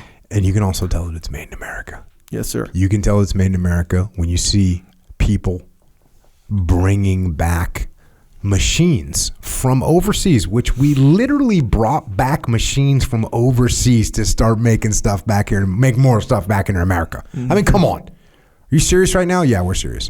Why? We want to help people. We want to help our communities. We want to help our country. How do you do that? Go get something from originusa.com. Help everybody. Yep. And be super comfortable. Oh yeah. Oh yeah. That's good. So I feel like my wardrobe is essentially taken over by Origin stuff. Yeah. I've literally seen one of my old favorite sweater, hoodies, whatever, literally sitting in front of me. And I spent 30 minutes looking for the Origin one. Yeah, there you go. Yep. You want that one? Yep, fully. OriginUSA.com. Also, Jocko's store. If you want to represent while you're on this path, you want to represent discipline equals freedom. You want a shirt, a hat, a hoodie. That's where you can get it. So, yes, JockoStore.com. There's some new stuff on there. There's always new stuff on there. The jiu-jitsu section? The jiu-jitsu section is coming along. How many shirts are in the jiu-jitsu section? We have... Now? Is there one? There's one. It's not really a section yet, is it? We're complete. We're what do you call it? They're in transit to be on. By the time this comes out, tomorrow might be on there. maybe not. I don't know. Either way, always new stuff on there. New stuff. Speaking of new stuff, Shirt Locker. New shirt every month. It's a subscription scenario. You get a new shirt every month if you don't know about this. The designs are a little bit different, but they're very appropriate. Very appropriate. Now you finally found what you're gonna say. You used to say like, well, they're kind of. Now you're saying appropriate. I like it. Appropriate. It's a good space to be. Because that is the most accurate as of right now. I would agree with you. They are appropriate, all of them. Did you see? Oh no, you didn't see. There's the February one, which is it's not February yet, so you gotta wait for that. I think you might appreciate that one. Okay, check. Speaking of subscriptions, subscribe to this podcast wherever you subscribe to podcasts. Leave a review so that I can make fun of Echo Charles for what you say about him. Sure. We also have the Unraveling podcast with Daryl Cooper, Grounded podcast, which Dean's been hitting me up wants to get back to the grounded game. So we'll probably make that happen. Warrior Kid podcast. Yeah, yo. You can also join us on the Underground, JockoUnderground.com. Look, are we nervous about people getting canceled and banned and all this other stuff? I'm not nervous. I don't stay up at night thinking about it. But is it smart to just sit around and not pay attention? No, it's not. You can see people literally getting removed from platforms right now. Mm-hmm. They removed Joe Rogan, had a guest on who's a Harvard doctor. And they didn't like what he said. They removed it from YouTube, which seems kind of crazy, right? Yeah, very. I don't know what is he saying that needs to be removed so no one can hear it? Yeah. A Harvard medical doctor. Does that? And it's just a little clip. A little clip. Oh, we're going to remove that. So look, am I staying awake? Not staying awake, but am I paying attention? Yes, I am. Do we need to have a contingency plan? Yes, we do. Contingency plan, JockoUnderground.com. If you want to help us with that platform, you can go to jockounderground.com. You subscribe. It costs $8.18 a month. Then if anything ever happens to this platform, we'll be there. We'll be there. We'll do what we got to do. I don't think it's going to happen. But that way we don't have to take on a bunch of sponsors that say, hey, you can't talk about that. We don't want you to talk about that. You said bad things about McNamara. Yeah. Right? You said bad things about Dick Cheney. Well, what are they going to say? You said bad things about Bill Clinton. He's a draft dodger. And Mitt Romney. Oh, okay. Well, maybe we'll just get taken down. No, not on the underground. The underground's ours. So, hey, if you can't afford $8.18 a month, we still would, and you still want to be in the game, cool. Email assistance at jockounderground.com. We'll take care of you. Also, we have a YouTube channel. Speaking of adding bananas and chocolate milk to milk, sure, usually unnecessary. Some people might want those kind of enhancements. That's what Echo Charles does with some of his videos. Sure. Yep. Explosions, smoke, fire, music. I'm making a video with explosions. More gunfire than anything. Small explosions. Nonetheless, hey, that's just a heads up for you, bro. So there you go. You subscribe to that. Also, Origin USA has a. If you want to know what's happening in America with American manufacturing, go to Origin USA. Subscribe to their YouTube channel as well. We have Psychological Warfare. What's that all about? It's an album. So an album me and Jocko and I made to facilitate my moments of weakness. And I got a bunch. Had a bunch. Jocko talking me through them. Weakness free now, are you? Weakness free. Well, let's face it. We're never really weakness free. No one is never weakness free. But look, we always got it creeping up there. If you ever had a thought of, man, I wish I had Jocko kind of in my ear just to kind of let me know every once in a while, give me a little psychological spot when I come across these moments, that's exactly what this is. So yeah, Psychological Warfare. Get it where you can get any MP3s. Boom. Jocko got you. Speaking of reminders of staying on the path, flipsidecanvas.com, Dakota Meyer. One of my favorite dudes in the world. It's awesome when your heroes are your friends. Dakota Meyer's got a company called flipsidecanvas.com where he's making cool stuff to hang on your wall. Check that out. We also have some books, Final Spin. Read it. Explore your brain a little bit. See where it ends up. Take a little emotional roller coaster of a ride. Also, Leadership Strategy and Tactics Field Manual, the Code, the Evaluation, the Protocols, Discipline Equals Freedom Field Manual, Way of the Warrior Kid 1, 2, 3, and 4. Get that book for the freaking kids you know, please. Mikey and the Dragons, About Face by Hackworth. I wrote the foreword to the new version, Extreme Ownership and the Dichotomy of Leadership. Also have Echelon Front, which is a leadership consultancy. Leadership is the solution to your problems. So if you want to solve your problems in your organization, go to echelonfront.com. It's where you can get details for all the training that we offer, including the muster, field training exercises, battlefield. Next muster is Dallas, Texas, March 24th and 25th. We also have online training, Extreme Ownership Academy. If you want to take ownership of your life, if you want to learn the pragmatic methods to take ownership of your life, you want to learn how to interact with other people, you want to learn how to settle down problem situations, you want to learn how to detach and not get emotional when you shouldn't get emotional, you want to learn how to lead, and you want to learn how to follow, and you want to learn how to move forward in your life, go to extremeownership.com. That's what we're teaching there. I'm on there all the time, live. You want to ask me a question? Come ask me a question there. Come and ask me a question there. extremeownership.com. If you want to help service members, active and retired, your families, Gold Star families, check out Mark Lee's mom, Mama Lee. She's got a charity organization. If you want to donate or you want to get involved, go to americasmightywarriors.org. And if you want more of my doom-filled diatribes, or you need more of Echo's distracting dialogue, you can find us on the interwebs. On the gram, on Facebook, on Twitter, on Getter. Get it? Echo's at Echo Charles. I am at Jocko Willink. And thanks to all the military members in uniform right now. doing what needs to be done to protect our freedom and our way of life. The same goes to police, law enforcement, firefighters, paramedics, EMTs, dispatchers, correctional officers, Border Patrol, Secret Service, and all first responders out there. Thank you for protecting our way of life here at home. And everyone else out there, remember to make yourself as capable as possible. Strong, fast, smart.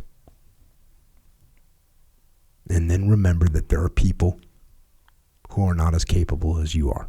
Not because they're lazy or lackadaisical or lack work ethic, but they simply do not have the capacity. And then do your best to help those people out, which is part of being a good person, and will make their world, and thereby our world, just a little bit better. Thanks for listening. And until next time, this is Echo and Jocko.